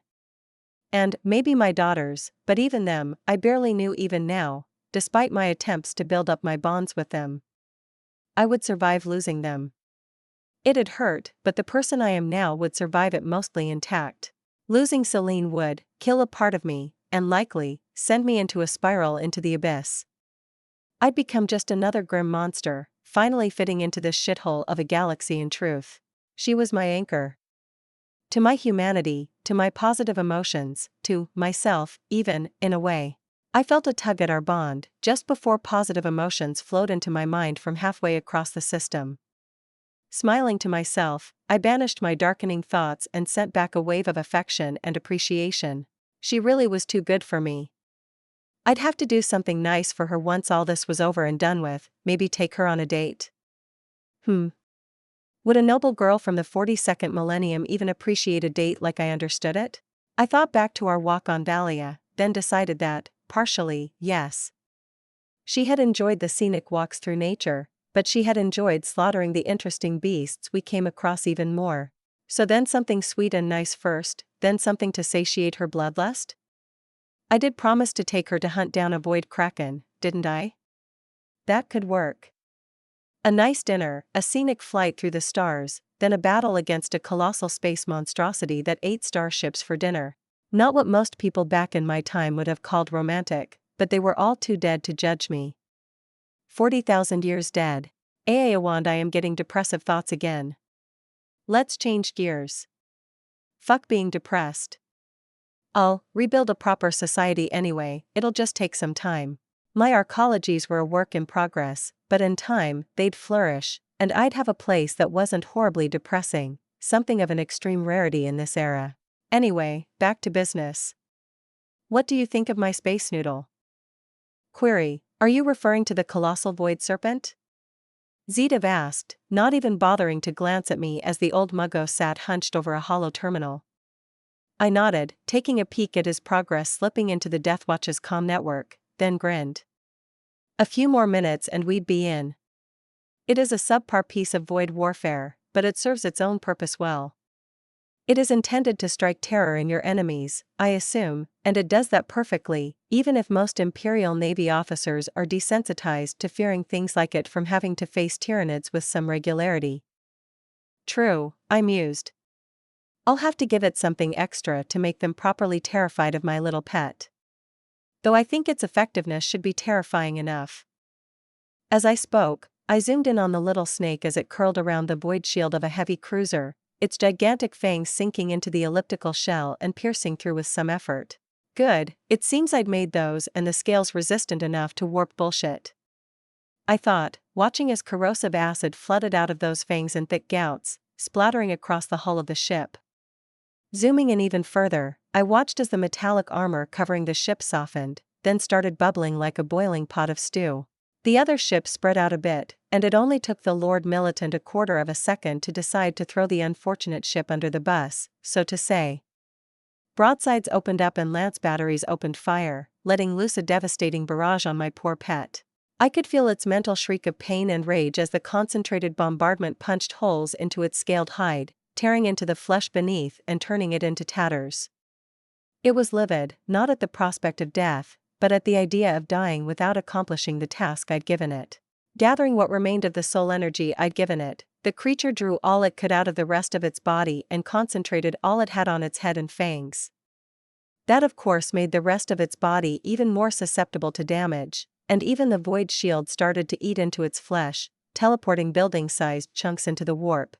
I felt the beast roar in defiance, though the sound didn't travel beyond its lungs, and then grinned as it lurched forward, its head punching through the void shield in a last hurrah. Once through, it had mere seconds before the ship's weapons or the void shield itself would do it in by cutting its head off, but that proved enough. Its jaws opened wide, hundreds of meters apart, fangs gleaming in the flickering light of the lance batteries splattering their payloads across its face, ineffectual. Then its maw clamped shut around the ship, massive fangs sinking into the thick hull and punching through with some effort. The smart noodle didn't bite just anywhere, one of its fangs going right through the command deck and the other punching into the warp drive from underneath. Then, with its final breath, it released all its remaining reserve of acid. With a thought, I retrieved the black box containing its mind and patted it idly as I continued watching, a grin tugging at the edge of my lips. The 4 massive holes in the ship all started melting under the effect of the acid, which now flowed freely through the interior, turning massive chunks of it into molten slurry. The warp drive flickered, then failed, quickly followed by the void shield generators nearby, which itself precluded the death of the final ship. Without the shields to protect it, the barrage from the rest of the fleet struck not only the tattered remains of my Jormungandr but also the wounded ship. If I was in any other sci-fi setting, the admiral leading the fleet would have ordered a stop to the bombardment, likely in horror at what he had done. Here he told them to not stop firing until the ship was turned to scrap, to avoid any chance of anyone on board contaminated with whatever the space snake released remaining alive. I could see where he was coming from. I could have instead given the snake a breath weapon that spread some horrid plague, but it was just paranoia in this instance. Oh well. All those people came here with the sole intention of killing me and turning what I had built into a smoldering wreck. Fuck them. Sure, not all of them enlisted willingly, and even less took part in the decision to attack me, but the majority did, and all of them were okay with offing a random psyker in the ass end of nowhere. The vast majority were in some way happy, even, to take part in eliminating a threat to the Imperium before it could become a true threat. So, to reiterate, fuck them. I had no room for mercy or pity in my heart, not for them. The only ones I kinda pitted were the psychers, but only because they truly didn't have a single choice in the matter. Just like they didn't have a single choice in anything in their lives. Very few sanctioned psychers had the privilege of choosing what they did, as in, most of them were little better than slaves.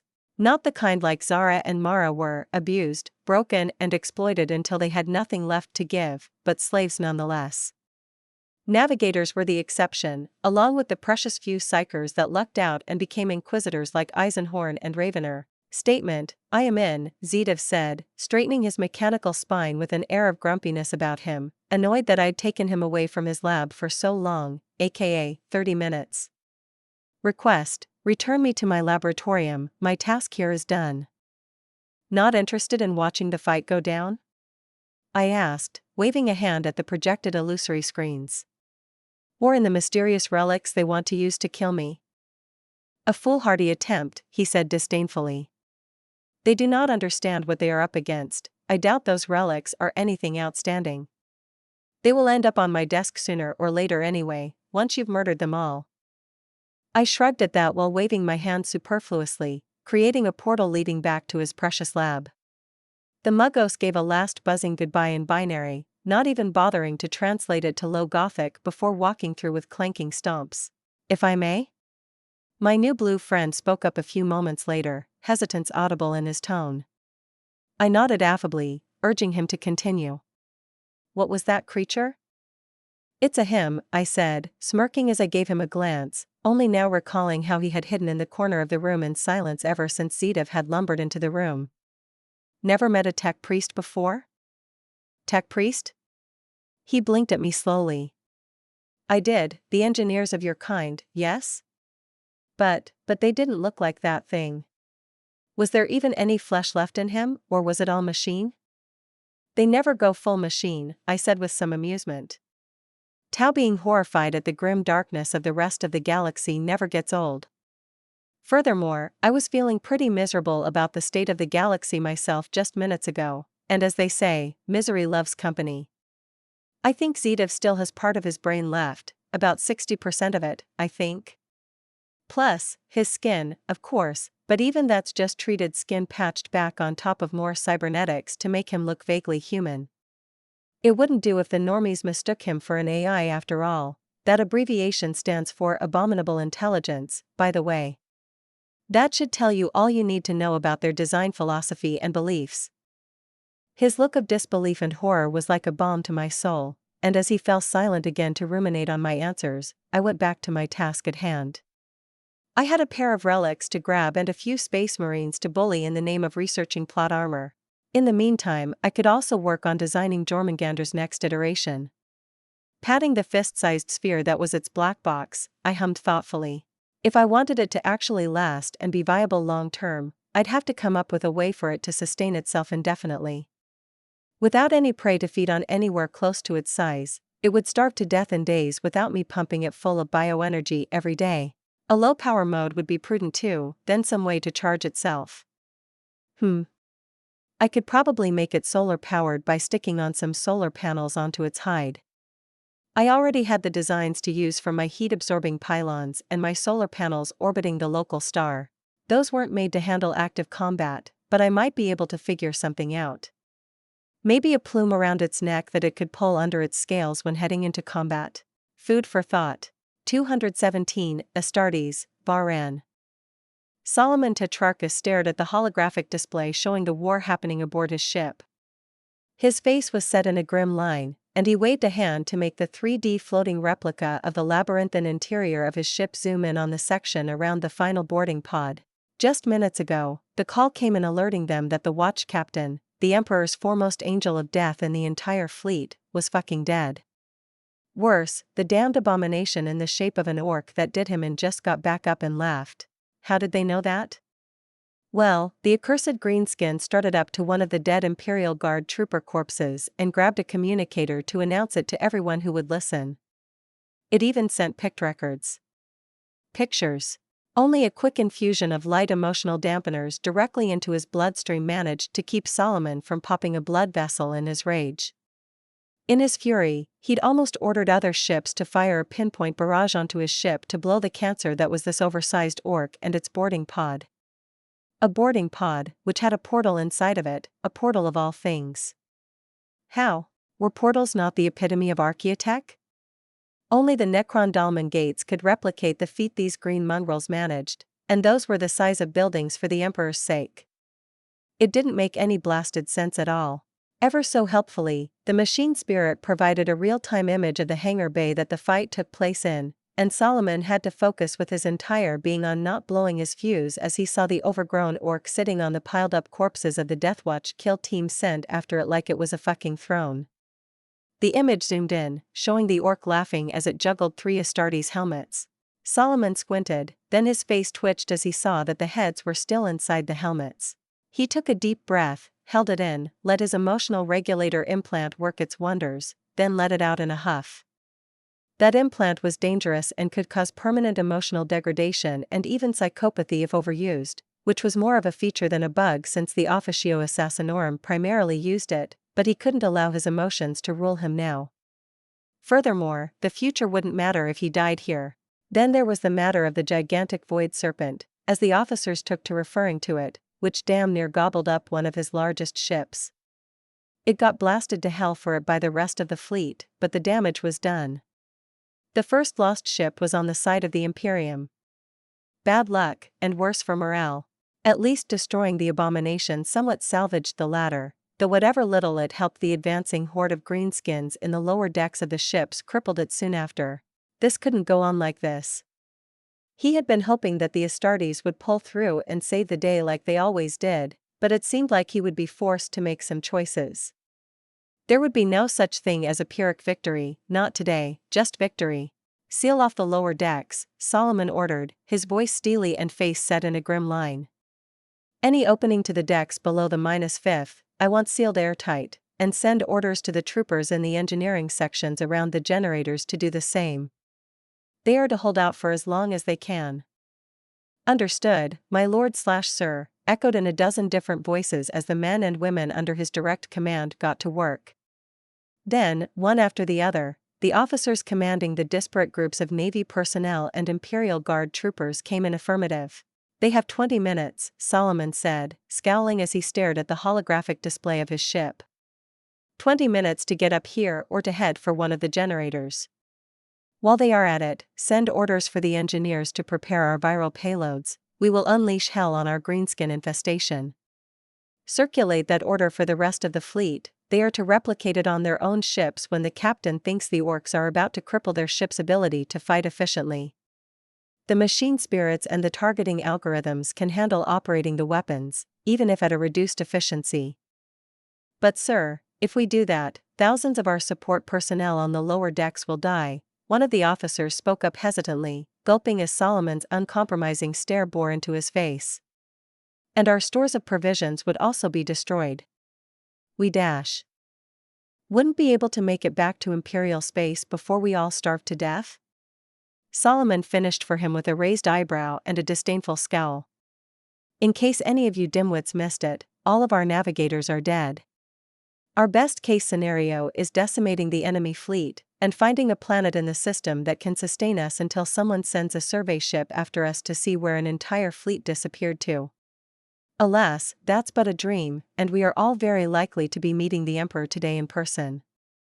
I don't care about provisions and support personnel, all we need is to keep the ships in a fighting state, nothing more, nothing less. Only decimating our enemies matters so that we can stand before the Emperor for judgment with our heads held high. Send the order. Understood, sir, the officer replied, sitting up straighter in his seat with a look of determination etched onto his pale features. Good man, that one. Done. All ships acknowledged the order, 9 confirmed intentions to put it in motion as we speak, 12 more are considering it, but the rest report only minor disturbances to their operations from the orcs. Good, Solomon said, leaning back in his chair as he sent the holodisplay of his ship away with a gesture and brought up the display showing the status of the 2 battling fleets.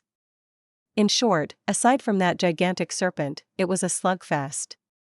Both sides were throwing an astronomical amount of firepower at the other, but by the looks of it, there was no visible sign of any substantial damage on any of the fighting ships.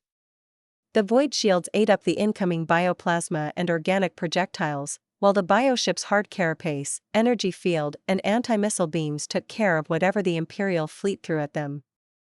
Prepare the fighters and get us within close quarters. We must take out the Kraken first, but afterwards we must get in between those ships and disrupt their firing arrays. The fighters will provide us the distraction we need by occupying those beam weapons while we hopefully sneak in a few missiles that actually reach our targets. Prepare the torpedoes, I want virus dash, vortex and melta torpedoes ready to be fired at those things. We'll have to see what sticks, and also make sure that PSYK out torpedo is also ready to be launched at a moment's notice, we might need it. Watch Sergeant Varran gritted his teeth as he moved between the crowd of enemies, his body moving with precision and finesse few even in his own original chapter could have replicated. His body was a weapon, and the implements of death he used were merely extensions of it. The lightning claw raked through his enemies with ease, reaping a bounty of roaring green heads and raised limbs wherever he went. He was like a ghost, a deadly wraith dancing between his enemies. They fell by the dozens, a life extinguished every other second, and yet it wasn't enough. There were just too many of them. It was never enough. He alone would never be enough. Orc after orc fell to his claws, unable to so much as sense his presence, so adept was he in the art of wraith-slipping, but each death only earned him a few meters at best, and a temporary respite for his men. The remainder of them, at least. The reckless Marek had been the first to fall, vastly overextending his guard in his zealous rage. That boy never learned, not even when that very same mistake ended up causing his banishment from the Black Templars. Usually, the others would have saved him, but they had all been fighting their own uphill battles. Drac lost an arm plugging the whole Marek's death opened up in their defenses, which wasn't that much of a loss, since the Iron Hand had another 3 still perfectly functional arms, and Tarn got his helmet blown off his head. Though Varran suspected the latter was just an excuse for the bloodthirsty wolf to get rid of that stuffy helmet. The idiot probably didn't even engage the magnetic locking mechanism. Speaking of which, Baron's own helmet buzzed as his comlink alerted him of an incoming audio message, one that has apparently been circulated through the Deathwatch network and came from the Imperial Guard's High Command. To all remaining honorable Astartes on board, this is Navy Command speaking. The orcs are close to overwhelming our defenses, and as such, the Lord Militant ordered all decks below the -5th sealed and flooded with an airborne viral agent, hopefully ridding us of this infection. We recommend taking refuge on the topmost 5 decks, near one of the engines, or at the very least making sure your power armor is sealed if you wish to continue fighting the greenskin menace. You have 20 standard minutes until we begin circulating the viral agent through the ventilation system. May the Emperor guide your paths. Command, out. Varran suppressed the urge to curse, first at the Lord Militant's decisive action and then at the now-dead watch captain's secretive nature. If the Imperial Guard Command knew of the relics and their importance, this wouldn't have happened, and the entire fleet would rightly center their entire strategy around those relics to finish their combined mission. Alas, it was not so, and the Imperial forces in the system were now unknowingly sabotaging each other. Perhaps if they told the man now, but no. Protocol dictated that no non-Astartes could be trusted to remain loyal and uncompromised when facing down against a psyker of such power. The relics would lose the majority of their effectiveness if they didn't also have the element of surprise on their side when it came time to strike at the heart of their enemy. I have it, Brother Corian's low, whispering voice sounded in his ear, accompanied by the buzz of his comm bead. Extract. Varran ordered, not missing a beat as he moved to make sure the apothecary made it out safely. His muscles ached from the strain, but he pushed his body to the limit as he slaughtered the oncoming orcs with renewed vigor. Protect Corian and pull back. What Kier's voice rumbled in his ear, disapproval and regret echoing in each word loud and clear. Leave it. Varran bit back irately. If the idiot wanted his gene seed to make it back to his chapter, he shouldn't have rushed alone into a damned orc horde. We are leaving now and at speed. Focus on the mission, Kier. We won't make it out of this system alive anyway. No use hauling around a gene seed when we'd just be delivering it into the hands of our greatest enemy, only to be twisted into something unholy. No. It's better if it's destroyed by the viral agent here and now before it's defiled. 10 minutes of no-stop slaughter later, what remained of Kill Team Varran managed to retreat down an elevator shaft and throw off their tails long enough to take a moment to rest. Shit, Tarn said intelligently once Cassius summarized Imperial Command's message. I guess I should look for a new helmet then. How long do I have until I get to see my flesh melting off my bones? 9 minutes and 34 seconds approximately, Drac answered matter-of-factly. Perhaps if you survive this, you'll finally understand the weakness of the flesh. Doubt it, Tarn grumbled, a deep frown etched onto his rugged face. Well, if I can't find a helmet, I'm gonna go back out there. I'd rather die on my feet murdering orcs than choking on my own blood. There is no need for that, Drax said, then reached up and unclasped his own helmet. I have made doubly sure that I am able to withstand the effects of even a virus bomb. The helmet is merely a second layer of defense. Take it. The face underneath was more metal than man, and that was putting it lightly, as the only pieces of skin Varan could see on the Techmarine were some small patches on his cheeks and forehead, obviously just patched on top of cybernetics. The eyes were taken over by a pair of glaring crimson visors, the nose had a pair of thick metal pipes curving into them, and the mouth had been long replaced by a Vox unit. If Varan had to hazard a guess, he'd say the only piece of the original Drac left in that metallic shell was maybe some parts of the brain housed in that metallic skull of his. Tarn stared into those crimson visors searchingly, then glanced down at the helmet held out to him. He frowned, clearly discontent, but took the offered armor with a grunt and stuck it on his head, hiding any further expressions he may have had. Send the message, Varan ordered after a moment, drawing in a deep breath as he banished the exhaustion that started to seep into his bones. And find out whether the other relic has been recovered yet.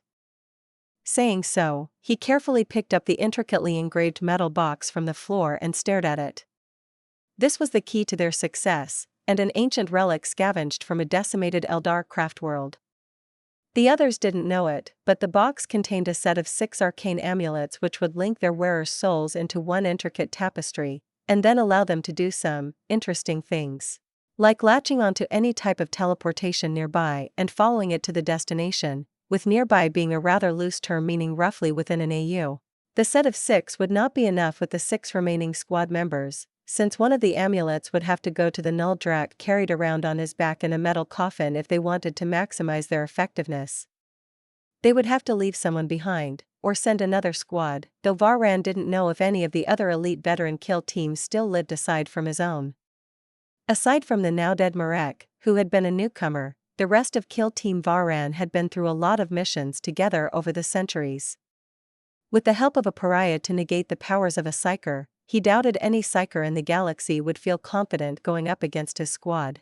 Even without the other relic, just this might be enough. Few psykers could so much as think straight with a null nearby, and these amulets would make it so every wearer's soul shared the other's traits. Including the pariah gene. In theory, it would teleport the 6 of them around their target, spread out like the tips of a 6-pointed star to enhance the null field's effects even further.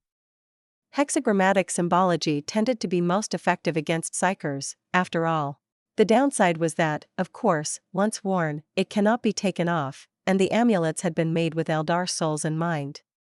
Human souls couldn't handle its effects for long, and were said to start fraying and dissolving like sugar in water within hours. Meaning, whoever put on one of those cursed amulets could forget about ever meeting the Emperor after death. Not that Varan himself was a believer, but for some chapters that would make the relic an abomination, which it truthfully kind of was. However, it was an extremely useful abomination. Sir, Watch Sergeant Ramiel has the other one, Drac reported. But he says his kill team is gone, and he himself might not last long enough to deliver it. All nearby kill teams are converging on him and on us to ensure the relics remain safe. It should only be a matter of time. Good, Varan said, rising to his feet. Well then, let's not make their task any harder than it needs to be.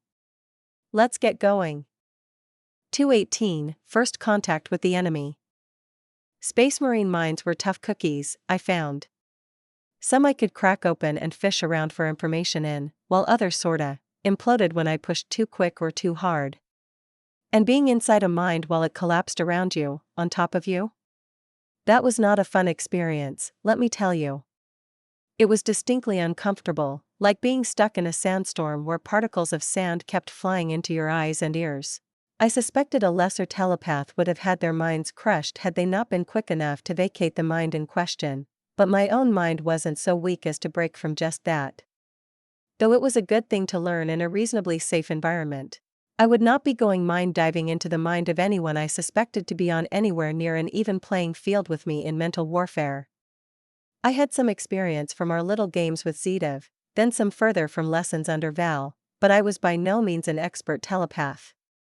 My mind was very much human at the moment, though it was backed up by thousands of subordinate minds that acted like biocomputers, giving that human mind crazy processing power.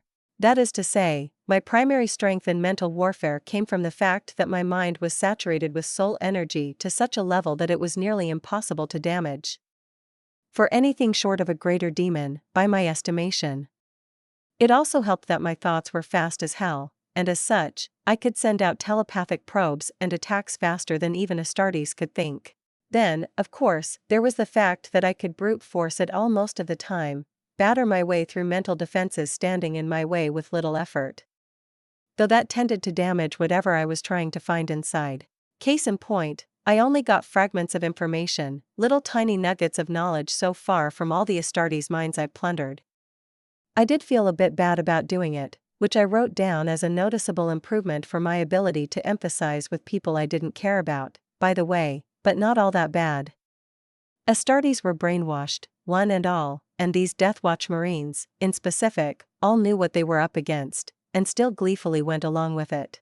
They say mercy is the privilege of the strong, but I was of the mind that sparing someone who would obviously just try killing you again was a recipe for disaster. Giving mercy to your enemies is a spiral to destruction, or so another saying went, but that wasn't quite right either. I didn't like absolutes. The world wasn't black and white, even if this galaxy was really fucking dark gray. There was no one-size-fits-all answer to problems, no universal method to decide what to do in any situation. It's all shades of gray. My own personal rule at the moment was that I wouldn't spare people who I knew would just come back for another go at me, just more prepared, more knowledgeable of my weaknesses. My burgeoning empathy would not be the cause of any of the people I actually care about suffering, nor would my mercy be the cause of the citizens who rely on me to defend them suffering. This rulership thing wasn't really my thing. It was a means to an end, a way to achieve what I wanted, which was to have an actually nice society to live in. I didn't like ruling, didn't need a throne to be powerful either, but I did feel a tiny sense of duty. Still, it could be a damned pain with all the management work it took, even if most of it was taken care of by my mind cores. In the end, I simply couldn't bring myself to care all that much about the nameless, faceless people living in my arcologies. Their pains didn't pain me. I wouldn't lose any sleep over losing them all, but I would do my best to avoid that from happening. My daughters ended up being a godsend in that regard.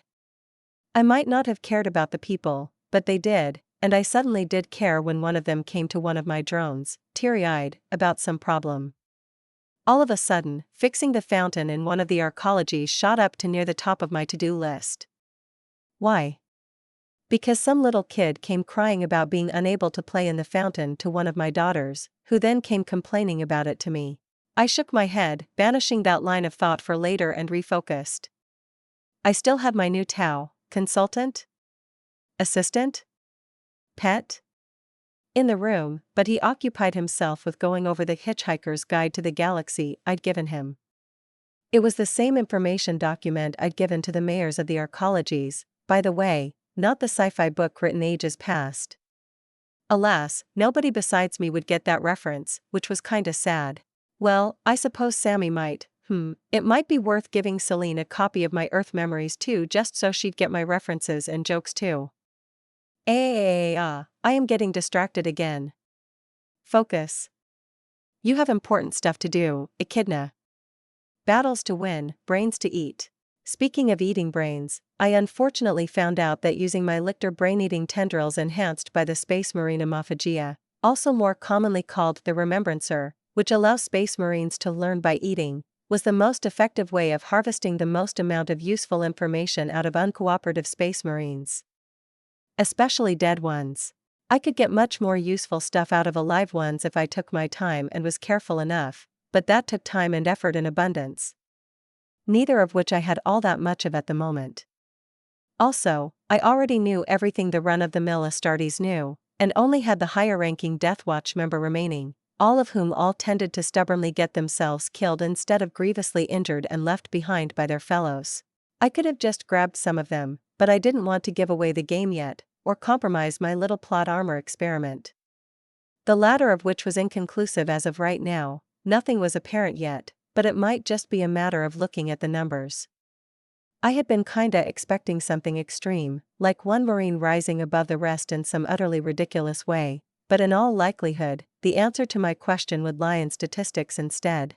Do helmetless space marines survive longer than their helmet-wearing kin, was one of the primary questions I sought answers to, and was in the process of doing so by recording how long each Deathwatch member survived against the orcs, how much opposition they faced, how many orcs they killed, and etc.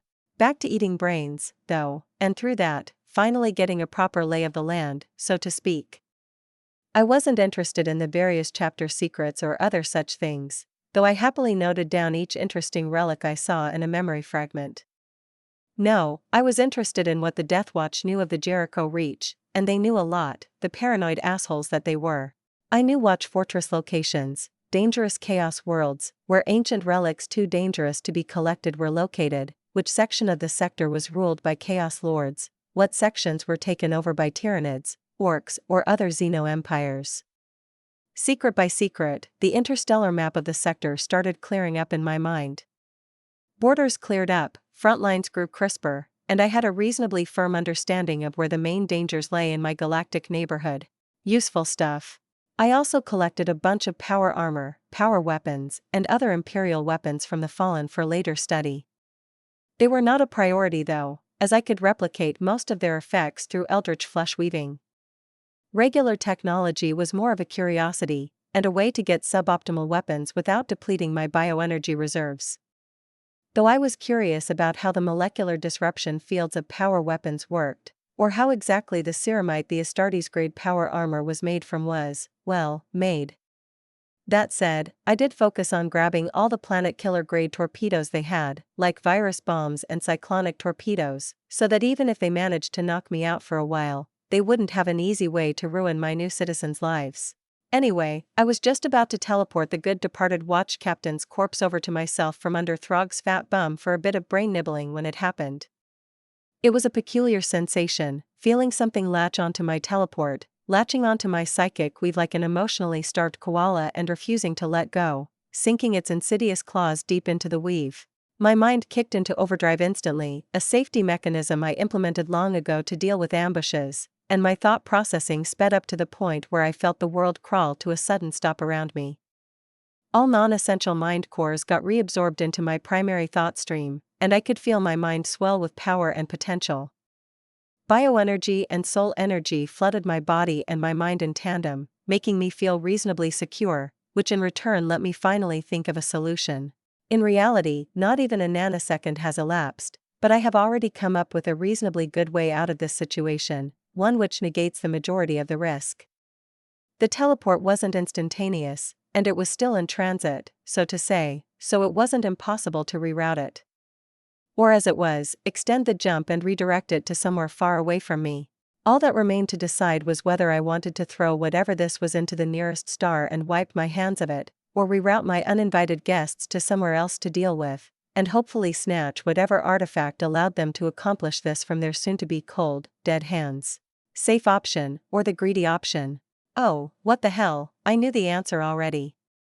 It would be a waste to literally throw this opportunity into a star when I could use it to grow stronger, and hopefully patch up whatever weakness of mine these space marines, because who else would it be trying to catch a ride on my teleports like this?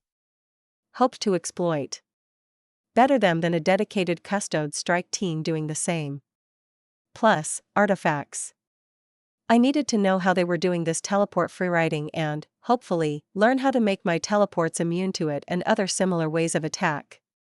It would only be a single step up from this to restrict my ability to teleport, and if they had a relic for that then I could end up neck deep in shit all too quickly for my liking. I readied a few pre-written messages to be sent out about what I was intending to do and where, because I might go out of contact for a bit if they made use of nulls for this assassination attempt. Unfortunately, I couldn't tell them myself, because doing so would require me to either slow myself back down to near human levels of thought processing, which would end up with my guests jumping me before I could get a word out, or to speed someone else up to my level, which only Val might survive. And maybe Celine with her newly improved mind, but I doubted it. I'm being an idiot. No need to join my uninvited guests instantly. I can be fashionably late to our impromptu meeting, so I'll just send them ahead and have them wait for me. They should have scheduled a meeting if they wanted me to be there on time after all. Where do I drop them though? My options at the moments were Dahlia, on some asteroid, in deep space, on top of one of my bioships. Each had its own pros and cons, but I quickly ruled out Dahlia. No need to be nice about this and give them a fighting ground with the privileges of gravity and an atmosphere when I didn't need either. The asteroid would similarly give them a foothold, but it'd also give me stuff to hide behind or to throw at them if they had some fucky soul-killing weapons like that one Shadow Keeper. The bioship idea had the same benefits and downsides, with the added benefit of allowing me to make use of the rest of my fleet to soften them up with some bombardment. But the thought of dropping them into deep space and leaving them floating there was just too good to pass up, and I could make covers for myself on the fly out of bioenergy, anyway.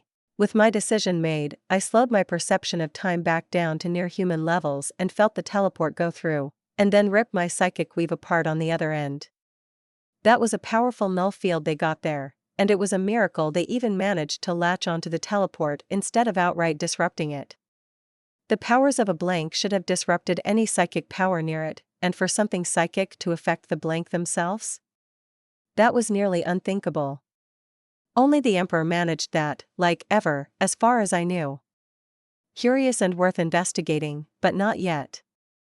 It could wait. Letting them stew, I called up, meaning, I established a telepathic link between the three of us and with the help of some illusions, put us into a group call, Celine and then Val, the two whose opinion I mostly cared about when it came to tactical decisions like this. You should have just thrown them into the sun, Celine said matter-of-factly, giving me a squint. Your greed will bite you in the ass sooner or later. You should have grabbed that relic the moment you found out where it was. I tend to agree, Val said. But it is what it is, nothing can be done about it now, so we might as well discuss what can be done with the situation we now have on our hands. In my opinion, the optimal choice is to teleport a smaller flotilla of bioships outside the null field and let them loose on the stranded space marines. I doubt whatever protection they have can withstand a concentrated barrage from too many bioplasma weapons batteries. Before you say anything, I get it, Celine said with a fond sigh. I'd like to fight them too, you know I'd also enjoy a little bloodshed - understatement of the century right there, but you said they might have weapons that can damage souls, so I won't even consider it. I wasn't going to just walk up to them and challenge them to a fistfight, I said with an eye roll, lying only just a tiniest bit, which Celine of course felt through our bond and gave me an unimpressed look. I would have just poked them with autonomous drones for a bit to see what toys they had, then maybe I would have tested my resistance to null fields with my avatar after I made sure they didn't have anything I couldn't deal with.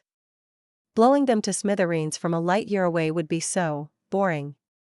Boring is sometimes the best option, I guess, isn't it? Boring is safe, Celine said, looking at me through narrowed eyelids. The bond didn't quite let her read my mind when I wasn't actively sharing my thoughts with her, but she could sense my surface thoughts even then, when she focused on it and I wasn't doing anything to hide them. I'm going with you.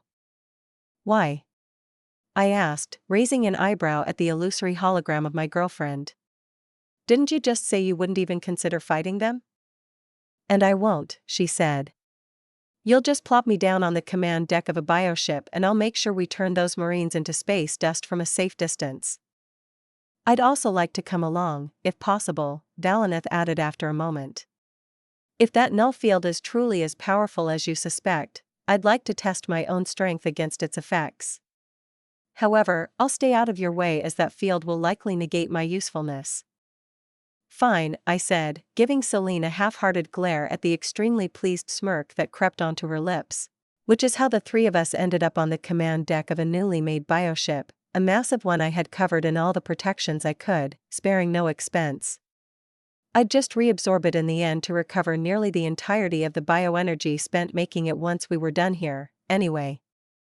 The energy spent on making it function and powering it couldn't be reclaimed, aside from the heat sinks reabsorbing the heat generated by the organic machinery, but it would be a negligible loss in the grand scheme of things. I'll be on my way then, Val said, his smile a bit uncomfortable before he blinked away. The reason for this was of course my beautiful girlfriend, or rather, the perch she'd chosen for herself. Why exactly are you sitting on me, if you don't mind me asking? I asked, mildly exasperated, though my arms snaked around her waist and held her warm body close. Not that I'm complaining, but this is supposed to be a serious thing.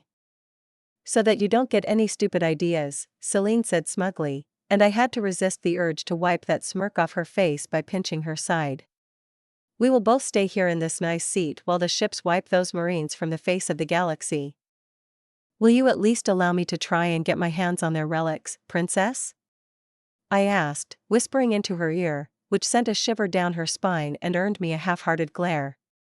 It probably didn't help that Princess was what I tended to call her in the bedroom.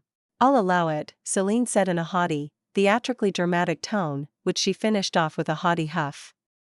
But only if you give me a shoulder massage while you do it, peasant. I snorted and did just that with a fond smile on my lips.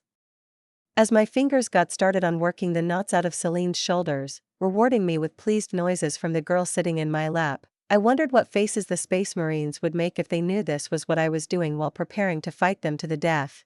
219, gone awry. Tarn didn't know what he should have expected.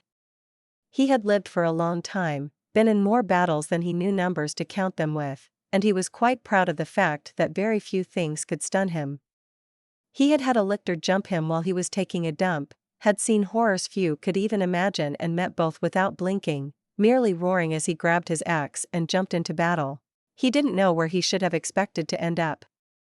The watch sergeant did tell them what to expect, that the strange amulets would somehow allow them to hitch a ride on the Psyker's next teleport, but he expected to find himself on the bridge of a ship, facing down the rogue Psyker, maybe in a hideout, or perhaps on one of the Imperial ships where she led her pet orcs into battle. He did not expect to end up floating in space when he came out of transit. The amulets gave them a smooth ride, at least, he could say that much. They certainly felt smoother than any Imperial teleporter he'd used. Now, the fact that the very same amulet was burning his chest where it was tucked under his armor was the only thing he actually felt, along with a deeper burn somewhere deep within. While the first burn was slowly subsiding, the latter was only growing with every passing second. Mildly, but growing nonetheless. The damned amulet was supposed to hide them for a bit after dumping them at their destination after all, and it was some Eldar Psyker toy, so it made sense it fucking burned his soul when he wasn't a blasted Psyker himself. He tried to turn around, but zero gravity made that much more challenging than it should have been, leaving the veteran Space Marine, one of the Emperor's angels of death, writhing in place like a beached fish as he tried to take in his surroundings. He caught sight of Drax's ugly metallic mug first, stoic as ever, even if ice crystals formed on his chemically cured skin. Next was Kier, the large explosive specialist clutching his heavy melta like a lifeline as he too twisted in place for any sign of their target. Finally, he found Cassius, Watch Sergeant Varran, and finally, the floating coffin housing their pocket blank right behind himself. If there was one thing he liked about his new location, it was the fact that, without an atmosphere to transmit sound, he couldn't hear the anguished screaming of the pariah anymore. Apparently, the other relic they had stuck on the poor sod's head was even less enjoyable to wear than the amulets. On the flip side, it made the subpar pariah into a horror rivaling Kilexis assassins for the short duration until his soul burned up. Because, of course, the horrifying artifact used the souls of pariahs to power itself. How exactly the amulet hanging around his neck managed to work its sorcery was beyond him, and flipped what he knew of blanks and psychers on its head. Not that it mattered to him at this moment. It worked, or maybe it didn't. The watch sergeant said the two relics had been tested together previously, though, so it should have worked. With a bit more shifting around, he made a full circle and confirmed his original hunch: they were in deep space, alone. Well, not quite. Tarn frowned as he glanced down at the mangled remains of what had once been a space marine floating between the six of them, where the Psyker should have been standing according to Varen's explanation of the amulets. It was beaten, ceramite torn asunder in places just like the flesh and bone underneath, cracks webbed across the surface of the power armor like it was made of glass, not one of the toughest materials known to mankind. From all the blood and gore covering it, and the lacking head/helmet, it took him a few seconds to identify the corpse, and when he did, his blood ran hot with liquid fury. That was the watch captain's corpse, but lacking the man's head. His blood boiled, but there was no foe to vent his rage on, just the infinite darkness of the void and his own compatriots. Gritting his teeth, he barely heard the sound of his comms coming back alive over the sound of his grinding molars.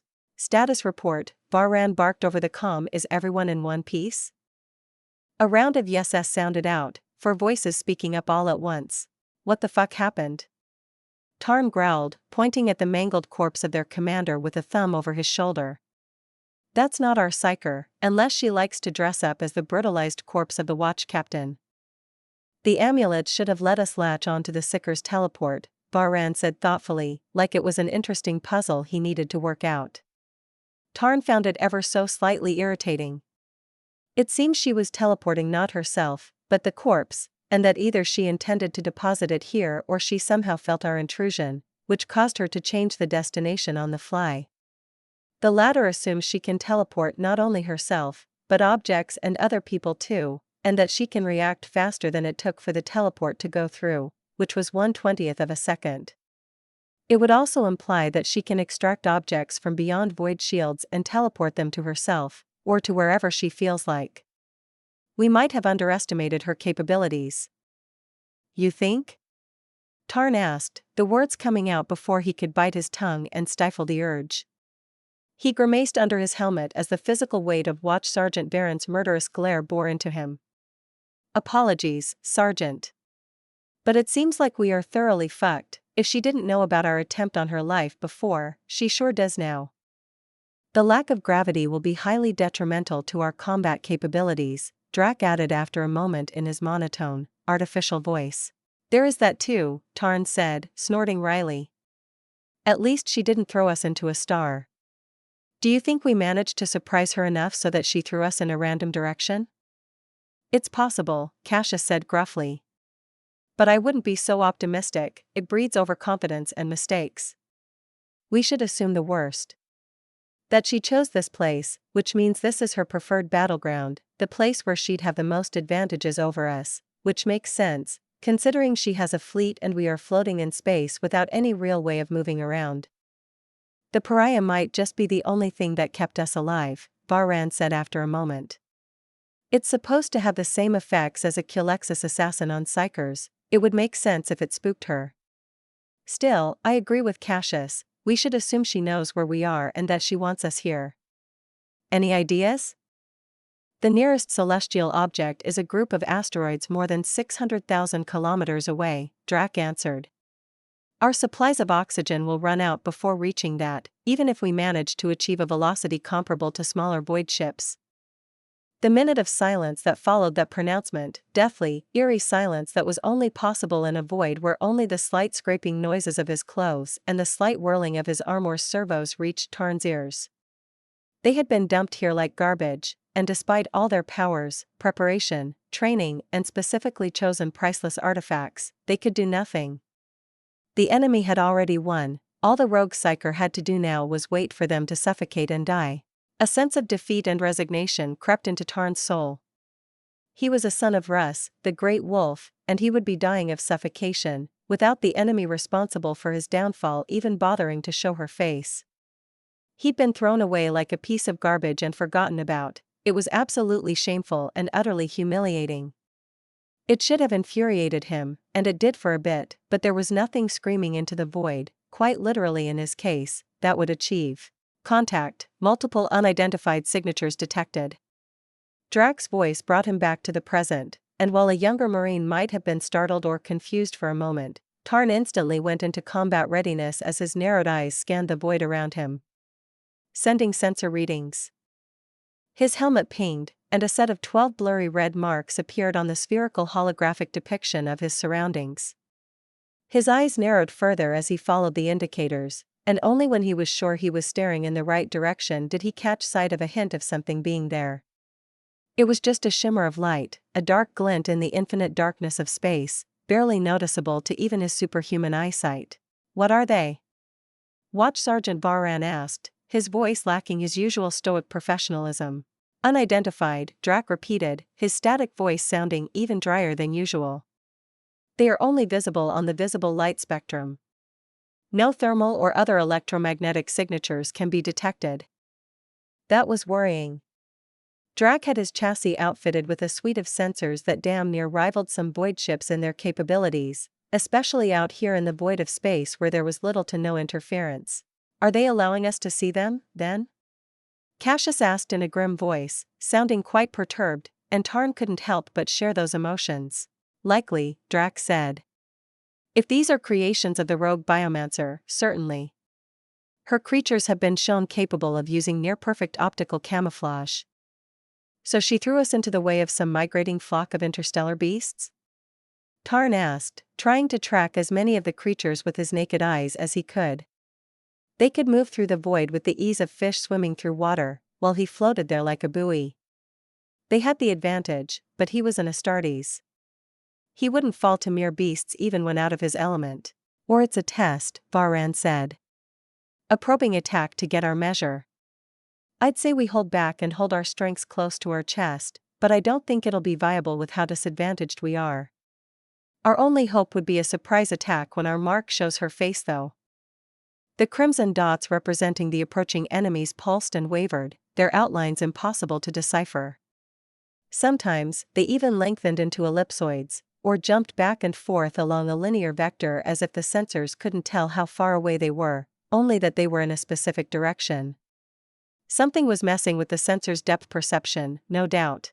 Tarn found it suspicious how the Psyker's previous monstrosities could hide from all sensors aside from his own combat instincts, while these new creatures could only obscure themselves. Then again, the wailing pariah likely made all psychic powers invalid within its vicinity, so whatever powers the Psyker could bestow upon its monstrous creations had to be permanent, natural changes. Sorceress enhancement and enchantments were out of play, at least. That had to be worth something in the battles to come. At least whatever came their way would have to be grounded in reality, and while the pariah's soul still persisted and powered the wretched relic, they didn't have to fear direct combat with the Psyker herself. Which also meant they likely had no hope of completing their mission any longer unless their foe made a mistake of cosmic proportions. Tarn wouldn't write it off. Psykers, especially the ones who'd been left to fester and grow arrogant, were absolutely full of themselves most of the time. This one, too, might just wander into Power Axe distance once she thought she'd won, just to gloat. The veteran Space Marine's instinct screamed at him, a glint of something dark catching his eye far too close for comfort, and his body reacted on instinct. A snarl warped his features, and his Power Axe lashed out, but whatever this mysterious void beast was, its strike struck first. A scythe-like mandible dug into his side, tearing through ceramite to rend the softer flesh beneath, but Tarn twisted in place, using his foe to gain enough momentum and grab its limb to halt its momentum. He grunted, feeling about 5 centimeters of wickedly sharp metallic chitin pierced into his side, but it didn't even slow his own attack. The axe came down, molecular disruption field doing good work, and the sizzling blade cut deep into the beast, rending chitin, flesh and bone apart. It wasn't enough to bisect it wholesale, but it was dead enough to not matter. Tarn kicked it away and tore the offending scythe arm out of his side with a grimace. The wound clotted over in seconds, and he turned to assist his comrades, but he needn't have bothered, as in seconds all of them defeated their own foes. 5 beasts, one for each combatant. Narrowed eyes surveyed the dark void for any other assailants, but found none, for now. Tarn was old and had spent the vast majority of his life at war with the enemies of mankind. He knew a probing attack when he saw one. This would not be the last of their foes, far from it, and if his instinct were telling him the truth, this was merely the beginning of what might be the most tiresome battle of his long life. 220, Charade. I never felt comfortable giving autonomy to my creations, especially the powerful combat-capable ones, though I suppose the fact that they are 100% organic gives me something of an ultimate backdoor to them, should their autonomy turn them against me. I was the natural predator of all things organic and corrupt, after all, though less so in the latter case. It was more like I was a natural enemy to the forces of chaos, while I was truly an apex predator when it came to organic life forms. Whatever made my soul purify nearby soul energy, and remain resistant to taint itself, was less impressive than the eldritch qualities of my physical body, if I thought about it like that. I never took you for a control freak, Celine said, arms crossed as she watched me fuss over the next iteration of my autonomous void fighter drones. I know that thing isn't sentient, but, really? Was building in 3 different fail-safes necessary? I don't want to know what the forces of chaos, Or the Tyranids could do with these if they got their grubby little paws on them, I said distractedly, one of my arms unraveling into a mass of white tendrils which phased through the pitch-black carapace covering my creation to modify its interior. I am winning the organic arms race for now, but it only takes a single top-tier drone of mine getting captured or subverted, and then we'll have to deal with a new hive fleet outfitted with them, or Abaddon using my little monsters as his attack dogs. I'm no control freak. I let my daughters be free and do as they wish, don't I? The first and second waves of fighter drones I had sent at my floaty marine guests had been dispatched rather easily. That tech marine was an absolute menace, packing more firepower than a dozen tanks from my time put together, and that's just talking about the firepower. I had learned that it could damned near catch anything sneaking up on it, if they were close enough. I wasn't sure how he was doing it, but even when I made the chitin absorb all EM waves and appear invisible to the eyes, along with every other form of non-psychic stealth I had on hand, he still caught the drones when they came within a dozen meters of him. That wasn't the part one was checking, though, but the sacks filled with extremely fast-acting and brutal gene virus I had lying dormant within the drone's body. The moment the creature's heart beat its last, or when a body part no longer received a periodic pulse of fresh blood, the virus would activate and scramble the genes of the drone beyond repair. That was one failsafe. Another was making the drone from the ground up to be as short-lived as a mayfly. It had enough energy to function for half an hour and no way to replenish it. But if it somehow did? Well, then the dormant cancerous tumor near its heart will start to rapidly grow and send cascading organ failure through its body within another few minutes. It was cruel, but this was nothing more than an organic machine. I had made absolutely sure of that. It had no emotions or thoughts of its own. It was, technically kinda like a servitor, if I was being honest. Though one where instead of grabbing some poor sod's brain to rewire for my purposes, I made my own artificial gray matter and turned it into a bioprocessor. The Mechanicus had some fuck-ups and hiccups, but they were really good at turning human brains into biocomputers devoid of emotion or thoughts. Most of the time. Zedov had shared the ways of making servitors and servo skulls with me once upon a time, and while I found the original design abhorrent, it was a good baseline when I didn't have to source the brains from living humans, but could make them myself. Really, if only that cunt Fabius Bile didn't go traitor, he could have introduced cloning into the Imperium and all brains needed for the Mechanicus machines could be vat-grown. Not that those toaster-loving idiots would have accepted it. Innovation was a word they didn't even dare to speak, since doing so was grounds for having one decried as a heretic. I suppose you did, Celine said, watching me work from the other end of the room. I suppose if I make myself think of it as espionage countermeasures, it looks less like some horror beyond imagination made by a deranged muggos of the dark mechanicum. Maybe. I can promise you a muggos would have put in at least 12 failsafes and countermeasures, whereas I feel mostly satisfied with 3, I said, taking a step back to run my gaze over my creation with my fists on my hips. Should I make them look like machines from the outside to make them more palatable to your noble palate, Your Highness? I've seen you in your true, tentacle-white glory. Celine rolled her eyes. That thing is a bit of an eyesore, but not a problem, though I guess watching you warp flesh like clay, and knowing just what you put into that thing, what you could just put into anyone, is a touch unnerving. Especially when I remember that those abilities of yours come from just a single artifact hidden away under the Imperial Palace, one of hundreds, maybe thousands. So body horror and existential dread mixed together into a fun little smoothie? I mused. Understandable, though you could do things just as horrid now that you've been learning to harness your psychic powers better.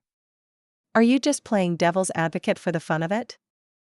Not just for the fun of it, Celine said, putting on an expression that, while not quite a pout, was close enough to count as one in my mind.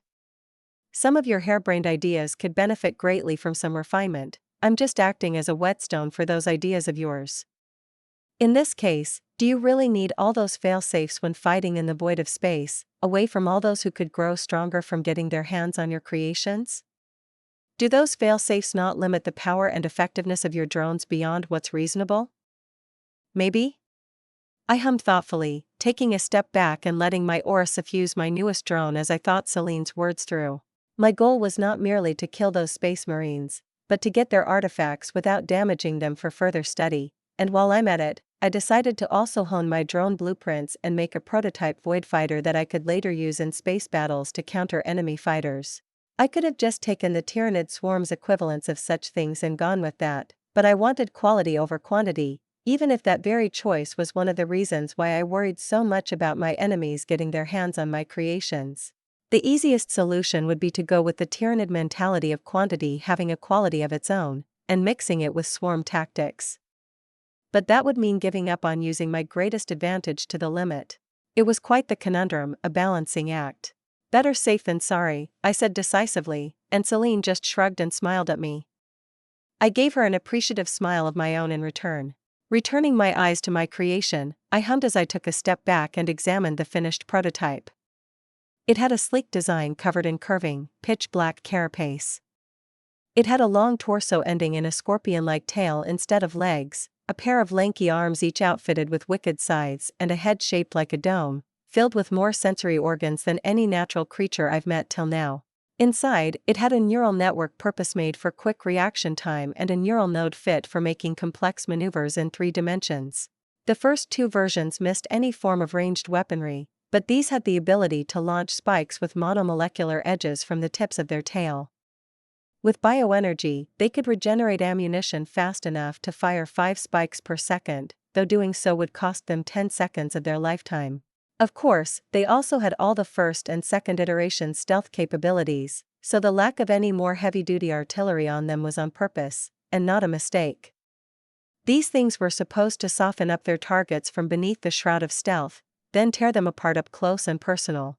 I also had more balanced designs, bomber fighters and interceptors made for pure speed in my mind, but those weren't even in the prototyping phase as of now. You could just kill them from a distance, you know? Celine said. Pepper them with those spikes to compromise their power armor's integrity, then flood the place with some super toxin. You took all their virus bombs and torpedoes, might as well use them, no? That way those relics you want won't even be harmed. I could, I said, trailing off as a frown made its way onto my face. Was I just playing with my food for the fun of it? Was I giving in to some cruel, base desire of my eldritch body? Or, was I just dancing on the strings of fate? Was the driving force behind my actions my own arrogance, or some sort of plot armor protecting the stranded Marines, making me act that way? I'll give this version its test run, then we can do that if they survive. Tormenting them overly much before killing them would be a bit too cruel, wouldn't it? Though I heard the pathogen in the virus bombs makes for a horribly agonizing death, might as well modify it a bit. Which is exactly what I set out to do, just after I replicated my Void Fighter drone prototype V3. A dozen holes opened up across the hull of my ship, the cloaking field covering it flickering ever so slightly, and inside, eldritch flesh gave birth to 12 replicas of my newest creation. I set their priorities. 6 had retrieved the relics as their primary objective, with killing the Astartes as secondary, while the other 6 had the opposite. A mind core piloted each, with a sliver of my primary consciousness serving as the commander of the fighter squadron. Utterly silent and nearly imperceptible to all senses, they shot off into the void, racing towards my foes. Now then. How does one make one of the most horrid bioweapons in the Imperium's arsenal somewhat ethical?